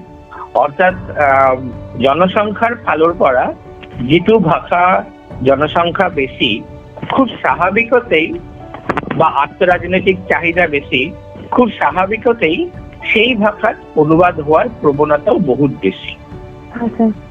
অর্থাৎ যদি তুমি বাংলা আর অসমীয়ার ভিতরে তুলনা করা, বা তোমাক ইনফরমেশন আকারে একটা কথা কব পারো, কিন্তু হচ্ছে সারা গোটে ভারতবর্ষের ভিতরে কোনটো ভারতীয় ভাষার অনুবাদ সবচেয়ে বেশি হয় জানা? বাংলা হইছে নহয়, নহয়, নহয়, কোনটো? ভুল। Malayalam. Malayalam is the highest translated language. যাই হোক, কিন্তু যদি মই এই আৰুণি কাশ্যপৰ কনচেপ্টটো মই ভাবো, সেইটো হৈছে ধৰা যাক বাংলা আৰু অসমীয়াৰ যদি কওঁ, তেনেহলে এটা হ'ল 230 মিলিয়ন পপুলেশ্যন আৰু এটা হ'ল 23 মিলিয়ন পপুলেশ্যন। ফলে খুব স্বাভাৱিকতেই তোমাৰ বাজাৰেৰ চাহিদা অনুযায়ী বাংলাৰ চাহিদা বজাৰগতভাবে অসমীয়াতকে বহুত বেশি। ফলে খুব স্বাভাৱিকভাৱেই সেই ভাষাত অনুবাদ হোৱাৰ প্ৰৱণতা বেছি থাকিব। ইয়াৰ বাহিৰে আৰু কেইটামান সৰু সুৰা কাৰণ থাকে। সেইটো হ'ল যে মূলত পাশ্চাত্য সংযোগ, অৰ্থাৎ যদিও এইটো থ্ৰু দ্য পপুলেশ্যনই হয়, অৰ্থাৎ পপুলেশ্যন ডেন্সিটিটো বা নাম্বাৰ অফ পপুলেশ্যন, সেইটো লিংগুইষ্টিক পপুলেশ্যনটো তাতে এটা বিবেচ্য বিষয়, কিন্তু তথাপিও এইটো ঘটনা যে যাৰ যিটো ভাষাৰ পাশ্চাত্য সংযোগ যিমান বেছি হয়, খুব স্বাভাৱিকতে সেইটো ভাষাৰ অনুবাদ হোৱাৰ প্ৰৱণতা বেশি থাকে। তো মূলত অসমীয়া অনুবাদ হওয়ার প্রবণতার অনুবাদের বিষয়টো কম হওয়ার প্রধান কারণ এই দুটা। এক নম্বর হল দীর্ঘদিন ধরে অসমীয়া পাশ্চাত্য সাহিত্য সভ্যতার সংস্কৃতির লগত বিচ্ছিন্ন হয়ে আছিল। অর্থাৎ যেহেতু বঙ্গত রেনেসাঁস হয়েছিল, ফলে বঙ্গদেশত বা আন জায়গাবিলাকতে ইউৰোপিয়ান সভ্যতাৰ আগমন বহুত আগত হৈছিল।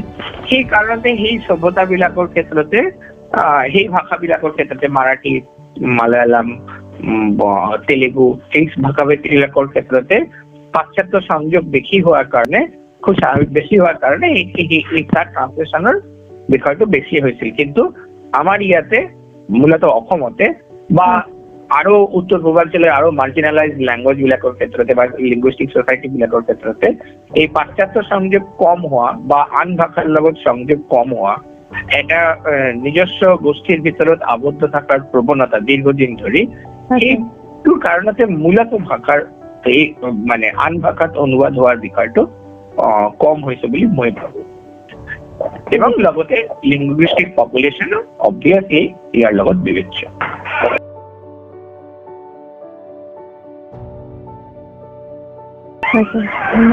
স্যার এতিয়া আপোনাক মানে এটা কথা সুধিব খুজিছো নতুন যিখিনি লেখক লেখিকা মানে এতিয়া ধৰক চৰ্চা কৰি আছে বা কিবা তেওঁলোকক অনুবাদ সাহিত্য বুলি কেনেকৈ আকৰ্ষিত কৰিব পাৰি মানে আপুনি কি ক'ব এই বিষয়ে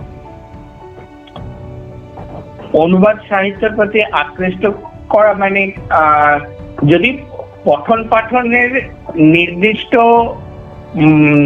মান বজায় রাখিব লগা হয় তেনেহলে অনুবাদ সাহিত্য বনাবই লাগিব বা অনুবাদ সাহিত্য পঢ়িবই লাগিব অর্থাৎ এজন সাহিত্যিক তেতিয়াই ভাল সাহিত্যিক হব পাৰিব যি প্ৰচুৰ পৰিমাণে সাহিত্য পাঠ কৰিব আর এই প্রচুর পরিমাণে সাহিত্য পাঠ অবশ্যই কেবলমাত্র নিজের ভাষার সাহিত্য পাঠ নহয় অন্য ভাষার সাহিত্য পাঠ তার কারণ হল ভাষা সবসময় অভিজিৎ দত্তই অলপ আগতে কৈছে যে প্রতিটা ভাষার লগত জড়িত হয়ে থাকে একটা সংস্কৃতি একটা সভ্যতা ফলে এটা ভাষার আন ভাষার সাহিত্য পাঠের মাধ্যমে কেবলমাত্র সাহিত্যটাই পাঠ করা নহয় সেই ভাষার সভ্যতা আর সংস্কৃতির লগত সাংস্কৃতিক বিনিময় যোগসূত্র স্থাপন হয় অর্থাৎ পৃথিবীর মানুহক জানার একটা উপায় হল সেই বেলেগ ভাষার সাহিত্য পাঠ করা ফলে খুব স্বাভাবিকভাবে একজন সাহিত্যিকর লেখার কারণে প্রধান প্রয়োজন কি লেখার কারণে প্রধান প্রয়োজন হল বিচিত্র অভিজ্ঞতা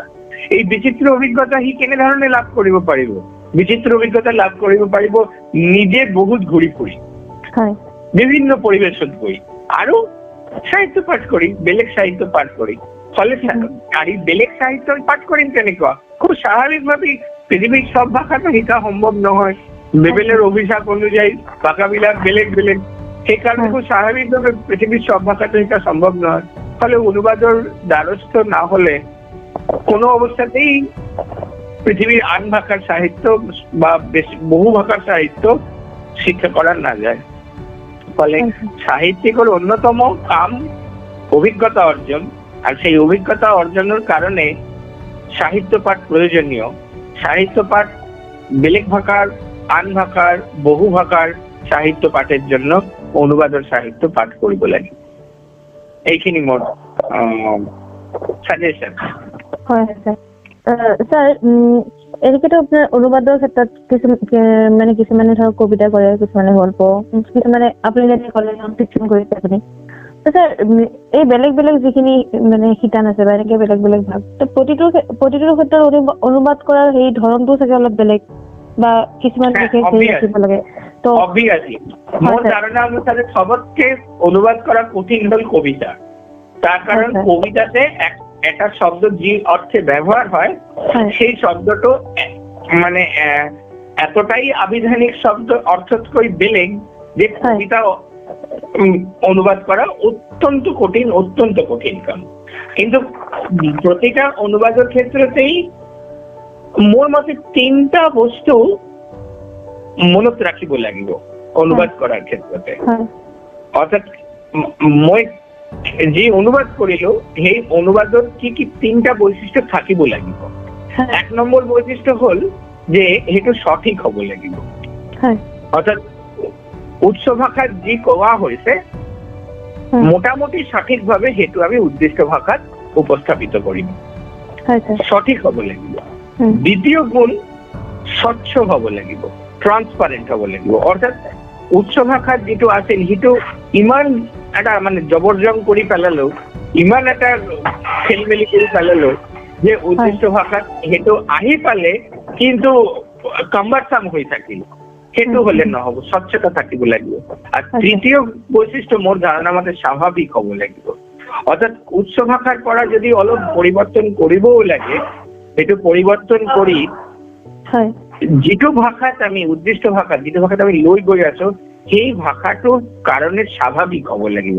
অৰ্থাৎ যেনেকুৱা মানে পঢ়ি যেন নালাগে যে এইটো মোৰ ভাষাত পঢ়া নাই, এইটো কিবা এটা বেলেগ ভাষাত পঢ়ি আছো, সেইটো যাতে নালাগে, সেই স্বাভাৱিকতাৰ গুণটো থাকিব লাগিব। ফলে সঠিকতা, স্বচ্ছতা আৰু স্বাভাৱিকতা, এই তিনিটা গুণ মূলতঃ বজাই থাকিব লাগিব অনুবাদৰ ক্ষেত্ৰত বুলি মই ভাবো।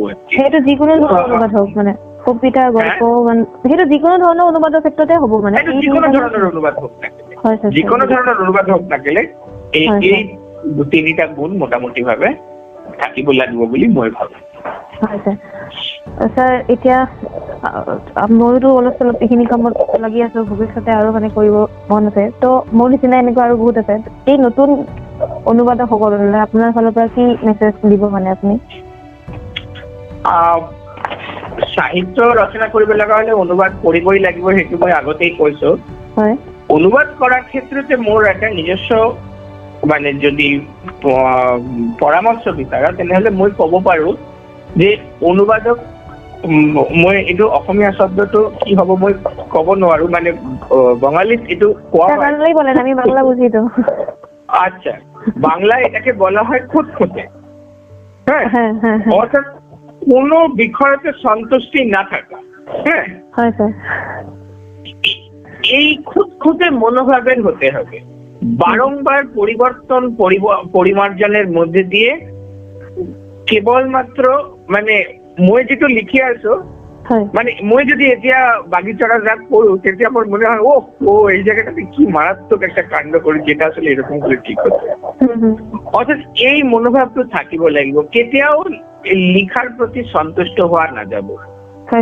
কেবল খুঁতখুঁতে থাকতে লাগবে, কেবল এই খুঁতখুঁতেমি থাকতে লাগবে এবং কেবল পরিবর্তনের কথা ভাবিব লাগিব। অনুবাদ কৰিব লগা হলে মোৰ মতে অনুবাদ কৰাৰ সবতকে ভাল কথাটো হল যে মই আজি যেটো অনুবাদ কৰিলো সেইটো মই পেলাই থৈ দিলো, প্ৰায় 15 দিন পিছত আকৌ সেইটো পঢ়িলেই ধৰা পৰিব যে মই যা লিখিছিলো তাৰ আধাই ভুল মানে কি ঠিক নহয়, তাক বেলেগ ধৰণে লিখা যায়, বেলেগ ধৰণে লিখা উচিত হ'ব। এই যে বাৰংবাৰ পৰিৱৰ্তন এবং পৰিমাৰ্জনৰ মাজেদি যোৱা, এইটোৰ মাজেদি তোমালোকে বা নতুন প্ৰজন্মৰ অনুবাদকে এইটোৰ মাজেদি গ'লেই একমাত্ৰ কেৱলমাত্ৰ অনুবাদৰ ক্ষেত্ৰত সাফল্য অৰ্জন কৰা সম্ভৱ হ'ব। অৰ্থাৎ এটা সাংঘাতিক ধৰনেৰ খুঁতখুঁতমি থাকিব লাগিব। এই শব্দটোৰ মই বাৰে বাৰে কৈছো, অসমীয়া শব্দটো মই নাজানো, তোমালোকে এইটো নিজৰ মতে বহাবা। এটা সন্তুষ্টি নথকা মনোভাৱ এইটো থাকিব লাগিব আৰু তাৰ সেইটো মনোভাৱেৰে বাৰংবাৰ পৰিৱৰ্তন আৰু পৰিমাৰ্জন কৰিব লাগিব। লিখি পেলাই থব লাগিব, দীৰ্ঘদিন পিছত আকৌ পঢ়ি সেইটো বদলাব লাগিব, তেতিয়াই অনুবাদৰ ক্ষেত্ৰত সাফল্য লাভ কৰিব পাৰিব। ধন্যবাদ স্যাৰ।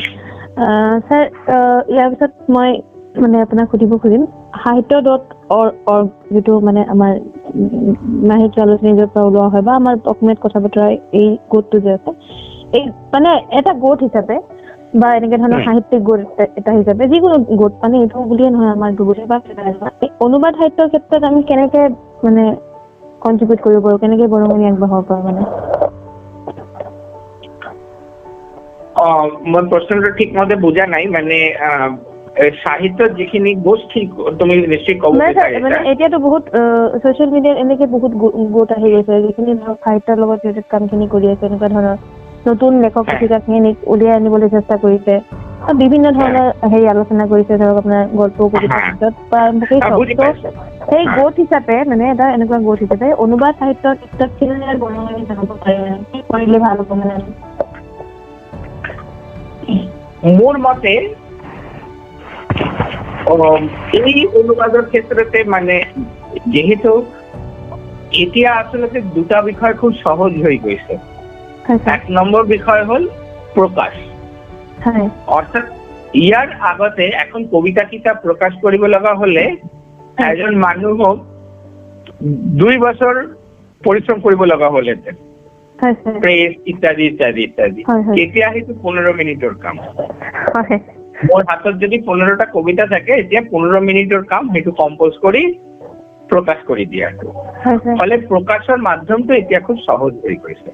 হয় দ্বিতীয় বিষয়টো এতিয়া যেটো খুব সহজ হৈ গৈছে সেইটো হল যে বেলেগ সাহিত্য পাঠৰ সুবিধা অৰ্থাৎ যেহেতু গোটেই বিশ্ব এতিয়া সাংঘাতিকভাৱে সৰু হৈ গৈছে তাৰ পাৰস্পৰিক সংযোগ বহুত বেছি হৈ গৈছে সহজ হৈ গৈছে সেই কাৰণতে আন সাহিত্যৰ বিষয়টো জানাটো খুব সহজ হৈ গৈছে আন সাহিত্যৰ পাঠ কৰাৰ সুবিধাও যথেষ্ট পৰিমাণে বাঢ়ি গৈছে ফলে খুব স্বাভাৱিকতেই অনলাইনতে এনে ধৰণৰ কোনো অনুবাদৰ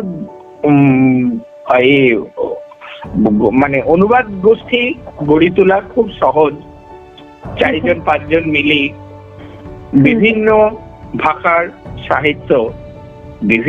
সাহিত্য আচলতে কি ফৰাসি ভাষা বা ৰুচি ভাষাৰ সাহিত্যটো মূলৰ পৰা অনুবাদ কৰা খুবই কঠিন কাম কাৰণ ইমান ভাষাভাষী মানুহ তো পোৱা সহজ কথা নহয় কিন্তু সেই ক্ষেত্ৰতে অনুবাদ অৰ্থাৎ ইংৰাজীৰ মাজেদি অহা অনুবাদ এনে ধৰণৰ ইংৰাজী যেহেতু এটা কমন ল্যাঙ্গুয়েজ হিসাবে প্রায় শিক্ষিত মানুষের ক্ষেত্রে ইংরাজী ভাষা একটা গুরুত্বপূর্ণ মাধ্যম হিসেবে যেহেতু ব্যবহৃত হয় ফলে খুব স্বাভাবিকতে সেইভাবে এই অনুবাদৰ কাম কৰা যাব পাৰে কিন্তু মোৰ ইয়াত এটা নিজস্ব মানে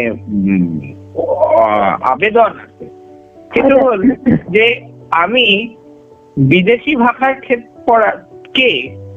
ভাষাতকে আমি আমার ভাষাত অর্থাৎ বিভিন্ন ভারতীয় ভাষাত সবতকে ডাঙর কথা হল বিভিন্ন প্রান্তীয় ভারতীয় ভাষাত উত্তর পূর্বাঞ্চলের যে অসংখ্য জনগোষ্ঠীয় ভাষা আছে সেই ভাষার যে সাহিত্য আছে লিখিত বা মৌখিক আকারে সেই সাহিত্যর অনুবাদৰ কাম করা মোর মতে খুব বেশি জরুরি তার কারণ এখন ভাষার একটা সাহিত্য অনুবাদ করলে যেটো হয় সেই ভাষা সেই সাহিত্যৰ ভিতৰত থকা যে লুকায়িত জ্ঞান যে বহুযুগ অর্জিত নলেজ সেই নলেজখিনি জানা যায় মই তোমালোকক এটা শেষত এটা উদাহরণ দিওঁ এইটো তোমাৰ অৰুণাচলৰ এটা ভাষা সেই ভাষাৰ লিঙ্গুইষ্টিক যি ৰেচনেলিটি যৌক্তিকতা সেইটো বিষয়ত মই ক'ব বিচাৰিছো সেই ভাষাটোত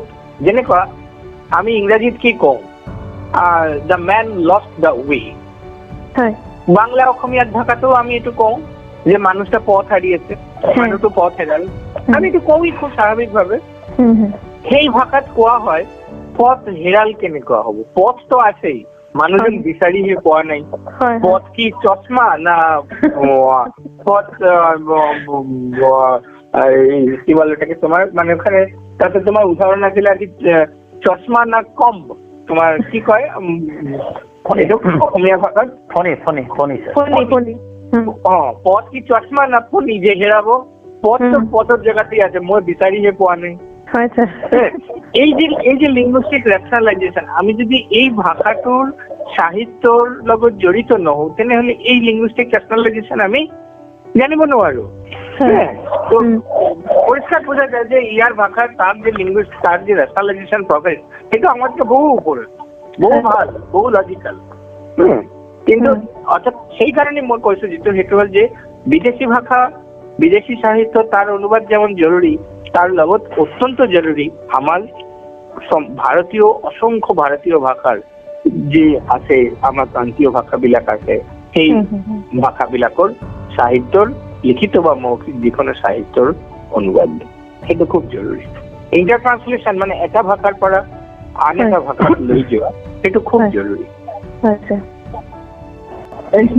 আৰু ঠিক আছে স্যাৰ তো অভিজ্ঞতা আপুনি আৰু কিবা সুধিব স্যাৰ কোৱা অকমান মই মোৰ ফালৰ পৰা সময় লওঁ মানে অনুবাদৰ ক্ষেত্ৰত জড়িত হোৱাৰ উপৰিও এটা বস্তু আমি একেবাৰে বাদ দিব নোৱাৰো বা এটা বস্তু আমি অস্বীকাৰ কৰিব নোৱাৰো লোক সংস্কৃতিৰ ক্ষেত্ৰত আপোনাৰ যি অৱদান বা লোক সংস্কৃতিৰ সাধক বা পণ্ডিত হিচাপে আপোনাৰ যিখিনি অৱদান এই অৱদানখিনি অতুলনীয় বুলি আমি অনুভৱ কৰো আৰু এইখিনিতে স্যাৰ দেখা পোৱা যায় যে আপুনি লোক সংস্কৃতিবিদ ডক্টৰ বৰুণ কুমাৰ চক্ৰৱৰ্তী ছাৰৰ তত্ত্বাৱধানত ইয়াত আপুনি পশ্চিমবংগৰ মৃৎশিল্পৰ লোকায়ত জীৱন ইত্যাদি বিষয়ত গৱেষণা কৰিছিল একেদৰে আপুনি অসমৰো আপোনাৰ স্কলাৰ দুজন মানে comparative study of bell metal works in Assam and West Bengal এনেকুৱা ধৰণৰ আলোচনা বিলোচনা কৰিছিল বা গৱেষণা পত্ৰ ওলাইছে বা PhDও পাইছে ছাৰ। এই বিষয়বিলাকত এজন লোক সংস্কৃতিবিদ হিচাপে আপুনি অসমত বহুখিনি কাম কৰিছে। একেদৰে আপুনি কল্যাণী বিশ্ববিদ্যালয়ৰ লগতো জড়িত হৈ আছে আৰু শ্বেখ মকবুল ইছলাম ছাৰৰ জগন্নাথ ইন নৰ্থ ইষ্ট যিটো প্ৰজেক্ট আছে তাতো আপুনি ৰিচাৰ্চ পাৰ্চন হিচাপে কাম কৰি আছে। এই সামগ্ৰিক দৃষ্টিকোণৰ ফালৰ পৰা আপুনি যিখিনি কাম কৰি আছে এইখিনি ছাৰ অনুবাদৰ ক্ষেত্ৰত আপুনি কিবা আগবাঢ়িছে নেকি বা এইখিনি ক্ষেত্ৰত আপুনি সাদৃশ্য বৈসাদৃশ্য কিবা দেখা পায়নে ছাৰ বাংলা বা ধৰক অসম ইত্যাদিৰ ক্ষেত্ৰত? আচলতে এইবিলাকতো মূলত ফকলৰৰ এই কামখিনি মূলত একাডেমিক কামটো ফলে খুব স্বাভাৱিকতে ইয়াৰ বেছিভাগ আমি যেহেতু ভাৰতবৰ্ষৰ অফিচিয়েল একাডেমিক লেংগুৱেজটো ইংৰাজী হয় বেছিভাগ ক্ষেত্ৰত, ফলে খুব স্বাভাৱিকতেই এই গৱেষণাৰ কামৰ অধিকাংশটোই ইংৰাজীত বিভিন্ন গৱেষণা গ্ৰন্থ বা এই জাৰ্নেল বিলাকতে ৰিচাৰ্চ জাৰ্নেল বিলাকতে ওলাইছে, ইংৰাজী ভাষাতে ওলাইছে। কিন্তু মই আচলতে সদায় এটা কথা ভাবো, এইটো হ'ল যে যিটো জ্ঞান মই অৰ্জন কৰিছো সেইটো জ্ঞান আচলতে খুব সামান্য। তাৰ কাৰণ হ'ল কেলে সামান্য, মানে যদি সক্ৰেটিছৰ গল্প কোৱা যায় তেনেহলে সক্ৰেটিছক কোৱা হৈছিল যে ডেলফিত ভৱিষ্যৎবাণী হৈছে যে সক্রেটিস সত্য কথা জানে। তো এবার সবাই এসেছে সক্রেটিসের ওসরত আহি সুধিছে যে ডেলফিতে ভবিষ্যৎবাণী হয়েছে যে তুমি সবচেয়ে জ্ঞানের সত্য কথাটা তুমি জানো, কি জানো তবে বলো। তখন সে বলেছিল যে সক্রেটিস বলেছিল যে আমি জানি যে আমি কিছুই জানি না। It is a dilemmatic word. I know nothing. আর এটাই সর্বোত্তম জ্ঞানের কথা, যে আমি জানি যে আমি কিছুই জানি না। তো আইনস্টাইনকে যখন জিজ্ঞাসা করা হয়েছিল যে আপনি নিশ্চয়ই বিশ্বের সব থেকে বেশি পণ্ডিত মানুষ, আইনস্টাইন বলেছিলেন না সেরকম তো না। বলে তাহলে আপনার মধ্যে কে সব থেকে বেশি পণ্ডিত মানুষ? তো বলেছিল যে he who knows what he doesn't know. অর্থাৎ যে জানে যে সে কি জানে না। অর্থাৎ আমি কি জানি না এটা তো আমার পক্ষে জানা সম্ভবই নয়। আমি জানলে পরে জানলাম ও এটা আমি জানতাম না, হ্যাঁ, কিন্তু আমি কি জানি না সেটা তো আমার পক্ষে জানা সম্ভব নয়। তাহলে পৃথিবীতে কোনো সেই পণ্ডিত মানুষ নেই যে হু নোজ হোয়াট হি ডাজন্ট নো। তো মোৰ কথাটো হ'ল যে এই ইমান পণ্ডিত মানুহবিলাক যিখিনি কথা কৈছে তাৰ সাপেক্ষে মই সঁচাকে জানো যে মই একো নাজানো। যি হওক সেইটো ডেলফিতে ভৱিষ্যৎবাণী হওক বা নহওক মই একোই নাজানো। তো কিন্তু মই সদায় এইটো ভাবো যে মোৰ যিখিনি অবজাৰভেশ্যন এটলিষ্ট মোৰ যিখিনি পৰ্যবেক্ষণ, এই পৰ্যবেক্ষণখিনি ইংৰাজী ভাষাত মই একাডেমিক কাৰণে লিখিবলৈ বাধ্য হলেও এইটো বিভিন্ন ভাবে আন ভাষাত মানুহত ওচৰত, কাৰণ মই নলেজটো কালেক্ট কৰো ক'ৰ পৰা। ফোকলৰিষ্ট হিচাপে বা লোক সংস্কৃতিৰ খুব সামান্য গৱেষণা কৰ্মী হিচাপে মই এই নলেজটো কালেক্ট কৰো, সংগ্ৰহ কৰো সমাজৰ একেবাৰে প্ৰান্তীয় মানুহৰ পৰা। কাৰণ তেওঁলোকেতো লোক, তেওঁলোকেতো ফোক, তেওঁলোকৰ যে নলেজ তেওঁলোকৰ সেইখিনিয়ে মই শ্বেয়াৰিং কৰো, সেইখিনি শ্বেয়াৰিং কৰি মই মোৰ প্ৰবন্ধ লিখো। ফলে খুব স্বাভাৱিকভাৱে মোৰ সেই জ্ঞানৰ অংশীদাৰ হৈ উঠাৰ সম্পূৰ্ণ দাবিদাৰ সমাজেৰ এই অংশেৰ মানুষ। ফলে সেইকাৰণে মই সদায় যিটো কৰো, অন্তত ৯৯% ক্ষেত্ৰত মই যিটো কৰো যে যিটো প্ৰবন্ধ মই ইংৰাজীত লিখো সেইটো প্ৰবন্ধৰ ট্ৰান্সলেশ্যন বা ভাষান্তৰ, সেইটো অসমীয়াতেই হোক বা বাংলাতেই হোক বা হিন্দীতেই হোক বা কেতিয়াবা বড়ো ভাষা আছে। মই অসমীয়া লোক সংস্কৃতি চৰ্চাৰ ইতিহাসৰ ওপৰত একটা অত্যন্ত দীৰ্ঘ গৱেষণাৰ কাম কৰিছিলো ২০০৪ পৰা ২০০৬লৈকে। এইটো UGCৰ এটা প্ৰজেক্ট আছিল।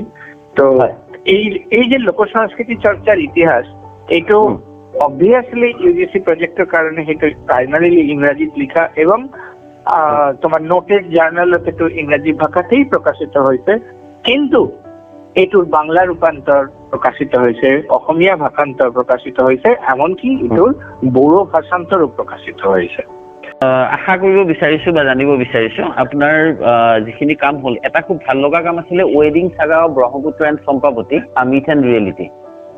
এই যে ছাৰ ব্ৰহ্মপুত্ৰ আৰু চম্পাৱতীৰ বিয়াখনৰ কথা, এইটো আমাৰ অনুভৱৰ লগত জড়িত, বা একেদৰে আপুনি এটা কৰিছিলে ট্ৰেডিশ্যনেল আছামিজ অৰ্নামেণ্টছ আ স্পেচিয়েল ৰেফাৰেঞ্চ টু ৰংথালী, খুব ভাল লগা পেপাৰ এখন আছিল। এইবিলাকো ছাৰ কিবা অনুবাদৰ কাম চলি আছে নেকি ছাৰ বৰ্তমান, বা এনেকুৱা আমি আশা কৰিব পাৰোঁ নে?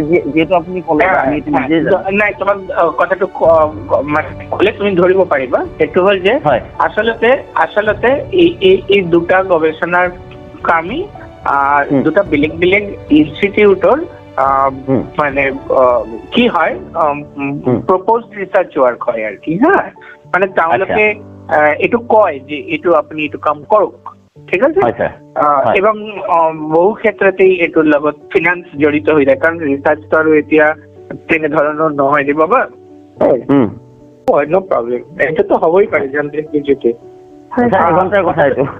কথাটো হ'ল যে মূলত তুমি যে দুটা ৰিচাৰ্চৰ কথা কৈছা সেই দুটাই প্ৰপ'জ ৰিচাৰ্চ আছিল, হা।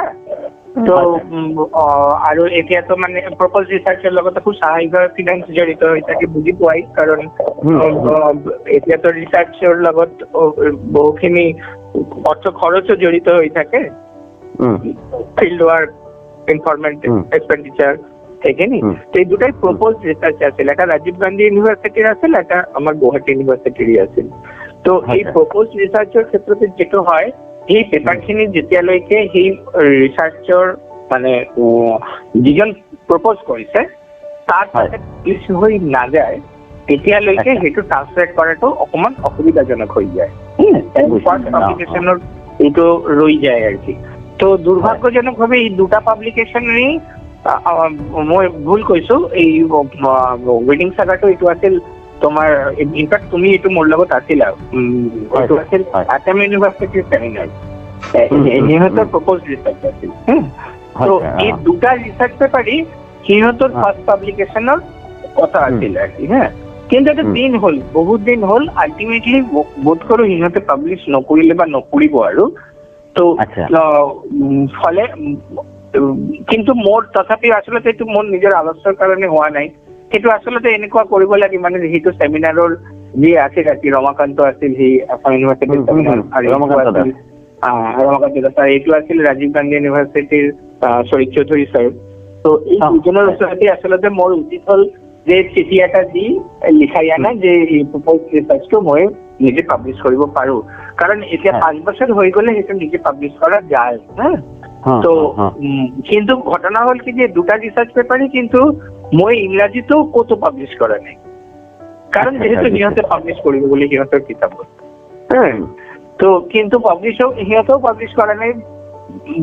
কৰোণাৰ বহু আগৰ পৰা বহুবাৰ শৰীফ চৌধুৰীয়ে কৈছে যে এইটো কিতাপ পাব্লিছ হ'ব, কিন্তু এতিয়ালৈকে কিতাপটো পাব্লিছ হোৱা নাই। সেইটো এটা মোৰ কাৰণে দুৰ্ভাগ্য যি হওক, তো পাব্লিছ হোৱা নাই। কিন্তু এইখিনি মই এতিয়া অৱশ্যে বহুত বছৰ হৈ গৈছে, এতিয়া মই এইটো ইংৰাজী এবং ট্ৰান্সলেশ্যন যিকোনো আকাৰে মই বিভিন্ন জেগাত পাব্লিছ কৰিব পাৰোঁ, কিন্তু চামহাও নিজৰ অলপ আলচেমিৰ কাৰণে, মানে লাষ্ট 2 বছৰ এই কণ্ট্ৰল অফ এক্সাম হোৱাৰ পিছত মই এই একাডেমিক্সত অলপ কম মনোযোগ দিব পাৰিছোঁ, সম্ভৱ হোৱা নাই, গোটেই সময়টো তাতে ব্যয় হৈছে, তাহলে সেইকাৰণে এইটো হোৱা নাই। কিন্তু এইটো খুব অদূৰ ভৱিষ্যতে এইটো হয়তো প্ৰাইমাৰিলি ইংৰাজীতে প্ৰকাশিত হ'লেও সেইটো অসমীয়াত প্ৰকাশিত হ'ব।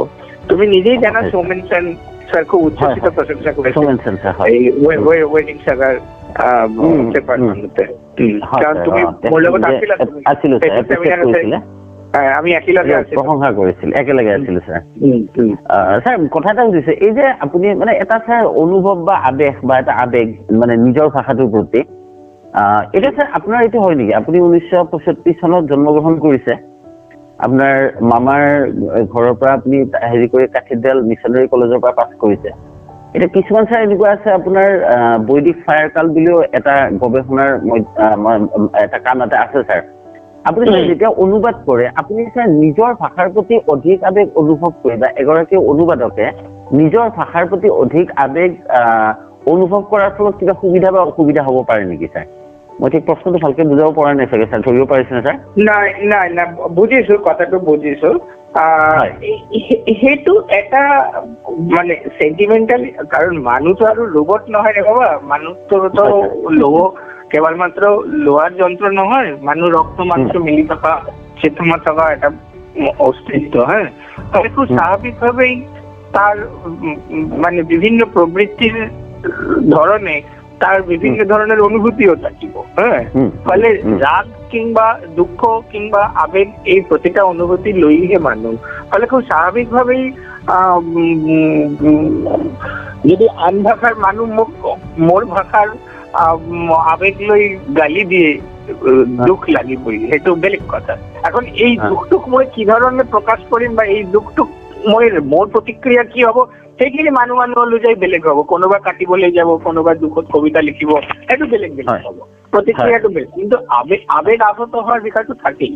তো ফলে খুব স্বাভাবিকভাবে ভাষা সংক্রান্ত একটা আবেগ থাকিবই মানুহৰ। হ্যাঁ, কাৰণ ভাষা এনেকুৱা একটা বিষয়, কাৰণ ভাষা আসলে কি মানুহৰ প্ৰকাশেৰ একমাত্ৰ মাধ্যম। তো তাৰ মানে স্যাৰ আমি এইটো মাতৃভাষা বুলি ক'ব পাৰো স্যাৰ, স্পেসিফিক্যালি মাতৃভাষা বুলিও ক'ব পাৰো। অৰ্থাৎ তুমি তোমাৰ গভীৰতম অনুভৱক নিজৰ যি ভাষাত প্ৰকাশ কৰিব পাৰা, এই যে বিষয়টো, এইটো যিকোনো অনুভূতি সম্পন্ন মানুহৰ কাৰণেই এইটো খুব আবেগিক বিষয়, খুব স্বাভাবিক বিষয়। হ্যাঁ, কিন্তু ঘটনা হল কি, যেতিয়া তুমি কোনো নলেজ এসপেক্ট ট্রান্সলেট কৰিবা, তেতিয়া এই যিমান দূৰ পাৰা যায় এই আবেগৰ পৰা নিজক নিৰপেক্ষ ৰাখিব পাৰিলে ভাল। যিমান দূৰ ৰখা সম্ভৱ হয় সেইটো পিছৰ কথা, কিন্তু তোমাক সচেতন থাকিব লাগিব যে এই ভাষিক আবেগৰ পৰা মই নিজক মুক্ত ৰাখিম। প্ৰতিটা মুহূৰ্তত নিজক বুজাব লাগিব যে এই আবেগৰ পৰা মই নিৰপেক্ষ থাকি মই অনুবাদ কৰিম। অভিজিত, আপুনি কিবা সোধাৰ আগতে মই জাষ্ট কথা এটা পটককে মনত আহিলে, মানে মই অকমান সুধিব খুজিছো, পাৰিমনে? ছাৰ, বহুত ক্ষেত্ৰত মানে এইটো এটা প্ৰশ্ন কেতিয়াবা মই শুনিবলৈ পাওঁ, বা এই যে লেখা এটা মানে মূল যিটো ভাষাৰ পৰা যেতিয়া অনুবাদ কৰা হয়, লেখকৰ যে এই অনুমতি লোৱাৰ কথাটো যে আপুনি যে এতিয়া অলপ আগতে কৈছে যে অনুমতি লোৱা, এই অনুমতি লোৱাৰ ক্ষেত্ৰত কি মানে প্ৰভিজন থাকে, মানে কেনেকে ল'ব পাৰি, কি কৰিব পাৰি, তেনেকুৱা ধৰণৰ? অনুমতি লোৱাৰ বিষয়টো আচলতে দুই ধৰণে। একটা হল সেইটো হল যে প্ৰথমত যদি কোনো ইনষ্টিটিউশনৰ আন্ডাৰত ট্ৰান্সলেট কৰিব লগা হয়, যেনে তুমি ধৰা যদি সাহিত্য একাডেমিৰ আন্ডাৰত ট্ৰান্সলেট কৰিব লগা হয়, সেই ক্ষেত্ৰতে ইনষ্টিটিউটৰ নিজস্ব কিছু নিয়ম কানুন থাকে।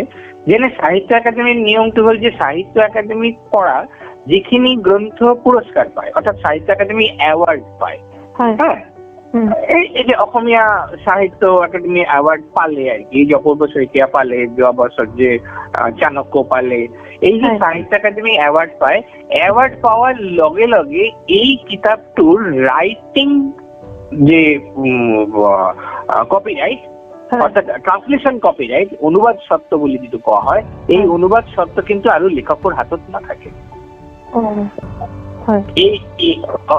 এই অনুবাদ সত্ত্ব সাহিত্য একাডেমিৰ হয়ে যায়। অৰ্থাৎ তুমি যদি সাহিত্য একাডেমি এৱাৰ্ড পোৱা গ্ৰন্থৰ যদি তুমি অনুবাদ কৰিব বিচাৰিছা, তেনেহলে তাৰ পাৰমিশন তুমি লেখকৰ ওচৰত বিচাৰি লাভ নাই, তাৰ পাৰমিশন তোমাক সাহিত্য একাডেমিৰ পৰাই ল'ব লাগিব। তেনেকুৱা জ্ঞানপীঠৰ ক্ষেত্ৰতেও পায়, যদি জ্ঞানপীঠ এৱাৰ্ড পায় তেনেহলে তাৰ ট্ৰান্সলেশন ৰাইট, মানে ৰাইটিং ৰাইট নহয়, ট্ৰান্সলেশন ৰাইট, অনুবাদ সত্ত্ব আৰু লেখকৰ নাথাকে। কিন্তু যেতিয়ালৈকে কোনো কিতাপ অনুবাদ মানে এৱাৰ্ডেড নহয়, তেতিয়ালৈকে তাৰ অনুবাদ সত্ত্ব লেখকৰ অথবা লেখক অনুমোদিত কোনো ব্যক্তিৰ হাতত থাকে। সেই ক্ষেত্ৰতে তোমাৰ ট্ৰান্সলেশন কৰাৰ কাৰণে সেই ব্যক্তিজনৰ পৰা অনুবাদৰ অনুমতি ল'ব লাগিব। কেতিয়াবা অৱশ্য এতিয়া আছে যেটো যে গ্ৰন্থৰ অনুবাদ সত্ত্ব পাব্লিছাৰৰ হাতত থাকে, সেইটো জানিব লাগিব যে গ্ৰন্থৰ অনুবাদ সত্ত্বটো কাৰ হাতত আছে। যদি লেখকৰ হাতত থাকে তাহলে লেখকৰ পৰা পাৰমিশন ল'ব লাগিব, যদি প্ৰকাশকৰ হাতত থাকে তাহলে তাৰ পৰা ল'ব লাগিব, আৰু যদি এৱাৰ্ড ইনষ্টিটিউটৰ হাতত থাকে তেনেহলে সেই এৱাৰ্ড ইনষ্টিটিউটৰ পৰা ল'ব লাগিব। এইটো জানিব লাগিব। আৰু 50 বছৰৰ পুৰণা হৈ গলে এইটো অনুবাদ শব্দ কাৰো হাতত নাথাকে। 50 বছৰ পুৰণা হৈ গ'লে লেখাটো 50 বছৰ পুৰণা হৈ গলে কপিৰাইট এক্টৰ বাহিৰত গুচি যায়, কাৰণ তেতিয়া তাৰ কোনো অনুবাদ শব্দ নাথাকে। হয় স্যাৰ, এইটোতো মানে ধৰক মই যদি যিকোনো এজন লেখকৰ সম্পূৰ্ণখন কিতাপ অনুবাদ কৰো তেতিয়া তেনেকে আপুনি যিখিনি কথা ক'লে সেইখিনি, যদি ধৰক কেতিয়াবা এনেকুৱা কৰা হয় মানে বিভিন্নজন ৰাইটাৰৰ বিভিন্ন ধৰণৰ লিখা অনুবাদ কৰি একেলগে ধৰক প্ৰকাশ কৰিলে, তেতিয়া মানে কি কৰিব পাৰি সেইটো? তাৰ ভিতৰত ধৰক কিছু সংখ্যক এতিয়া আসলে পেটেন্ট আইন অত্যন্ত কঠিন, ফলে তুমি অনুমতি বিহনে কোনো অংশ তুমি অনুবাদ কৰিব নোৱাৰা। হয় হয়, আইনত নোৱাৰা। যদি আইনগত ব্যৱস্থা লয় তেনেহলে তুমি সমস্যাত পৰিবা। এতিয়া আমাৰ দেশত এইটো হয় যে ইমানখিনি পেটেন্ট সচেতনতা কাৰোৰেই নাই। তুমি যদি মোৰ লিখা এটা গল্প লৈ তুমি যদি অনুবাদ কৰি দিলা, মই ভালেই পালো যে আৰু এটা আৰু বেছি ৰিডাৰ পঢ়িছে মোৰ আইনত। কিন্তু যদি মই আইনৰ ব্যৱস্থা লওঁ তেনেহলে তুমি সমস্যাত পৰিবা, কাৰণ মোৰ অনুমতি বিহনে মোৰ লিখা সম্পূৰ্ণতো নহয়, আংশিকভাৱেও নহয়, কোনো অৱস্থাতে অনুবাদ কৰিব নোৱাৰা অনুমতি বিহনে। এইটো নিয়ম, আইন এইটো। এখন আইনী ব্যৱস্থা বহু সময় কোনো নলয়, এই কাৰণতে সমস্যা নহয়, কিন্তু আইনত ব্যৱস্থা ললে সমস্যাত পৰিব। ঠিক আছে স্যাৰ, স্যাৰ অকমান আমি বেছি সময় নলওঁ আৰু সময় হ'ল। স্যাৰ অকমান ঘূৰিব বিচাৰিছো আপোনাৰ মানে বাল্যকাললৈ, আপোনাৰ শৈশৱকাললৈ, আপোনাৰ পিতৃ মাতৃৰ দিনবোৰলৈ, যে আপুনি 1965 চনত জন্মগ্ৰহণ কৰিছিল। স্যাৰ মই 65 জন্মগ্ৰহণ কৰিছো মোৰ মোমায়েকৰ ঘৰত, সেইটো শিলিগুৰি বুলি জেগাটো। শিলিগুৰিত থাকি মামাৰ ঘৰত আপুনি শৈশৱ আৰু কৈশোৰৰ দিনবোৰ পাৰ কৰিছে। কিন্তু তাৰ পাছতে দেখা যায় বৰ্তমান সময়ত আমি আপোনাক যেতিয়া লগ পাইছো বা আপোনাৰ সাক্ষাৎ লভিছো, আপোনাৰ এনেকুৱা অসমৰ নগাঁৱত বাস কৰা হেতুকে আপোনাৰ অসমীয়া বা বাংলা ভাষীৰ বহুতো ভাল মানে অন্তৰংগ বন্ধু বান্ধৱী আছে। এই যে ভাষাৰ প্ৰতি আপোনাৰ আকৃষ্টতাটো, অসমীয়াৰ প্ৰতি আপোনাৰ আকৃষ্টতা আছে, যেনেদৰে আপোনাৰ মাতৃভাষাৰ প্ৰতিও আছে, কিবা বিশেষ কাৰণৰ কাৰণে আপোনাৰ এই আকৃষ্টতাটো হৈছিল নেকি, বা সেই আকৃষ্টতাই আপোনাক অনুবাদৰ ক্ষেত্ৰত বিশেষভাৱে কিবা সহায় কৰিছিল নেকি? প্ৰাথমিকভাৱে ইয়াত অহাৰ পিছত মোৰ অসমীয়া ভাষা শিক্ষা কৰাটো মোৰ বাচি থকাৰ কাৰণে প্ৰয়োজন আছিল। বজাৰত গৈ মোৰ বজাৰ কৰিব লগা হৈছিল, মই ভাষাটো ক'ব নোৱাৰো, এইটো কি বস্তু, এই বস্তুটো কিমান দাম, এনেকুৱা কৰি কিনিব লগা হৈছিল। অৰ্থাৎ মই ক'ব নোৱাৰিছিলো যে জলকীয়া 1 পোৱা দিয়ক, মোৰ ক'ব লাগিছিল এইটো বস্তু 1 পোৱা দিয়ক। তো সেইটো কাৰণতে ভাষা শিকাটো প্ৰথমত ইয়াতে একেবাৰে বাচি থকাৰ কাৰণে মোৰ প্ৰয়োজনীয় আছিল। কিন্তু যেতিয়া মই ভাষা শিকি আছিলো তেতিয়া বিভিন্ন মেনাৰিজম ডেভেলপ কৰিলে। যেনেকুৱা মোৰ ভাষা শিক্ষাৰ এটা প্ৰধান কাম আছিল, সেইটো হ'ল আমাৰ টিচাৰ্ছ কমন ৰুমৰ কাজিয়াবিলাক। আমাৰ টিচাৰ্ছ কমন ৰুমতে যেতিয়া তুৰঘৰ কাজিয়া হয় টিচাৰৰ লগত টিচাৰৰ, আৰু প্ৰতিজন টিচাৰ কাজিয়া কৰিবলৈ উঠি যি কথাটো কয় সেইটো হ'ল মই ভাবো। তো মই ভাবিলো যে অসমীয়া ভাষাত বোধহয় এই কথাটো দি আৰম্ভ কৰিব লাগে। ফলে মই যিকোনো কথাতে মই প্ৰথমতে কৈ লওঁ মই ভাবো, পিছত বুজিলো এইটো মই ভাবোতো ফ্ৰেজ নহয়, এইটো কাজিয়া কৰাৰ হে ভাষা। অৰ্থাৎ অসমীয়া ভাষাৰ প্ৰাথমিকভাৱে আপোনাৰ মোৰ শিক্ষাৰ এই বিষয়টা মই আচলতে গ্ৰামাৰ পঢ়ি শিক্ষাতকে শুনি শিক্ষাৰ ওপৰত দি দিছিলো। ফলে খুব স্বাভাৱিকভাৱেই মই যিখিনি বা শিকিছো সেইখিনি মই এই শুনি শিকিছো, তেনেধৰণেই আৰু কি। তো কথাটো কিন্তু স্যাৰ এটা বস্তু হয়, বাৰু অকমান মই বিচাৰি দিলো আপোনাক। আপুনি পিছত স্যাৰ এনেকুৱা অসমীয়া বিশ্বকোষতো আপুনি ৰাজেন শইকীয়া ছাৰে সম্পাদনা কৰা সেই অভিধানত আপুনি বহুতখিনি কাম কৰিছে বুলি আমি জানিব পাৰিছিলো। স্যাৰ ইমানখিনি পিছত স্যাৰ কেনেকে সম্ভৱ হ'ল যে মানে অভিধান পৰ্যন্ত বা বিশ্বকোষ পৰ্যন্ত আপুনি আপোনাৰ কাম আগবঢ়াই নিলে? এইটো কেনেকে হ'ল স্যাৰ? নাই, সেইটো আছিল সেইটো বহুত দিন পিছত। তেতিয়া মই বহুত দিন অসমত আছো আৰু এতিয়া মোটামুটি মই অসমীয়া লিখিব পাৰো। খুব হয়তো অলপ বানান ভুল হয়, তথাপিও মোৰ ধাৰণা অসমীয়া মানুহে যিখিনি অসমীয়া বানান ভুল কৰে মোৰ বানান ভুল তাতকে কমেই হয়, কাৰণ মই সংস্কৃত খুব ভালকে জানো, মোটামুটি বেশ ভালকে জানো। ফলে খুব স্বাভাৱিকভাৱে অৰ্থাৎ মই যদি একবাৰ ধৰি ল'ব পাৰো যে শব্দৰ গঠনটো কেনেধৰণে হৈ আছে, কি ধৰণে প্ৰত্যয়, কি ধৰণে বিভক্তি তাতে যোগ হৈ আছে, সেইটো যদি একবাৰ বুজি লোৱা যায় তেনেহলে ভাষাৰ ভুলটো কম হয়, মানে গ্ৰামাটিক্যাল ব্যাকৰণগত ভুলটো কম হয়। তো যেই হোক, আৰু মোৰ ধাৰণা যিকোনো এটা ভাষা যদি তুমি খুব ভালকে জানা, তুমি বেলেগ ভাষাও তুমি সেই ধৰণে তুমি লিখিব পাৰা বা ক'ব পাৰা হৈ যায়, কাৰণ চিন্তাৰ সূত্ৰটোই আচলতে মূল কথা, তাৰ এক্সপ্ৰেছনটো তো মানে আহি যাব আৰু কি। তো সেইকাৰণতে পিছত এইটো হৈ গৈছে, পিছত এইটো অসমীয়া ভাষা লিখাটো মোটামুটি ভাৱে। আৰু মই এটা বিষয় খুব গুৰুত্ব দিওঁ, সেইটো হ'ল যে মই যেতিয়া যি ভাষাৰ মানুহৰ লগত কণ্টেক্ট কৰি আছো, সেই ভাষাৰ মানুহৰ সেই ভাষাটো যদি মই জানো, তাহলে সেই ভাষাটোৰ প্ৰতি মোৰ এটা দায়বদ্ধতা থাকিব। যেনে তুমি চাবা, যেতিয়া তুমি হয়তো ইয়াৰ আগতে মনো কৰিছা যে বহু সময়ত তোমাৰ ইংৰাজী লিখাৰ উত্তৰ মই অসমীয়াত দিছো, মই ইংৰাজীত লিখা নাই। ইংৰাজী নাজানো বুলি মই ইংৰাজী লিখা নাই নহয়, মই তোমাৰ লগত মানে মই ভাবিছো যে তুমি অসমীয়া মানুহ আৰু ময়ো অসমীয়া জানো, কথাটোৰ উত্তৰ অসমীয়াত দিয়াই উচিত হ'ব। এবং তুমি চাবা মোৰ টেক্সট মেছেজ পঢ়ি তুমি চাবা, ইয়াৰ পিছতে চাব পাৰিবা মই তোমাৰ টেক্সট মেছেজ অসমীয়া বা বাংলা টেক্সট মেছেজ কেতিয়াও মই ৰোমান হৰফত নিলিখো।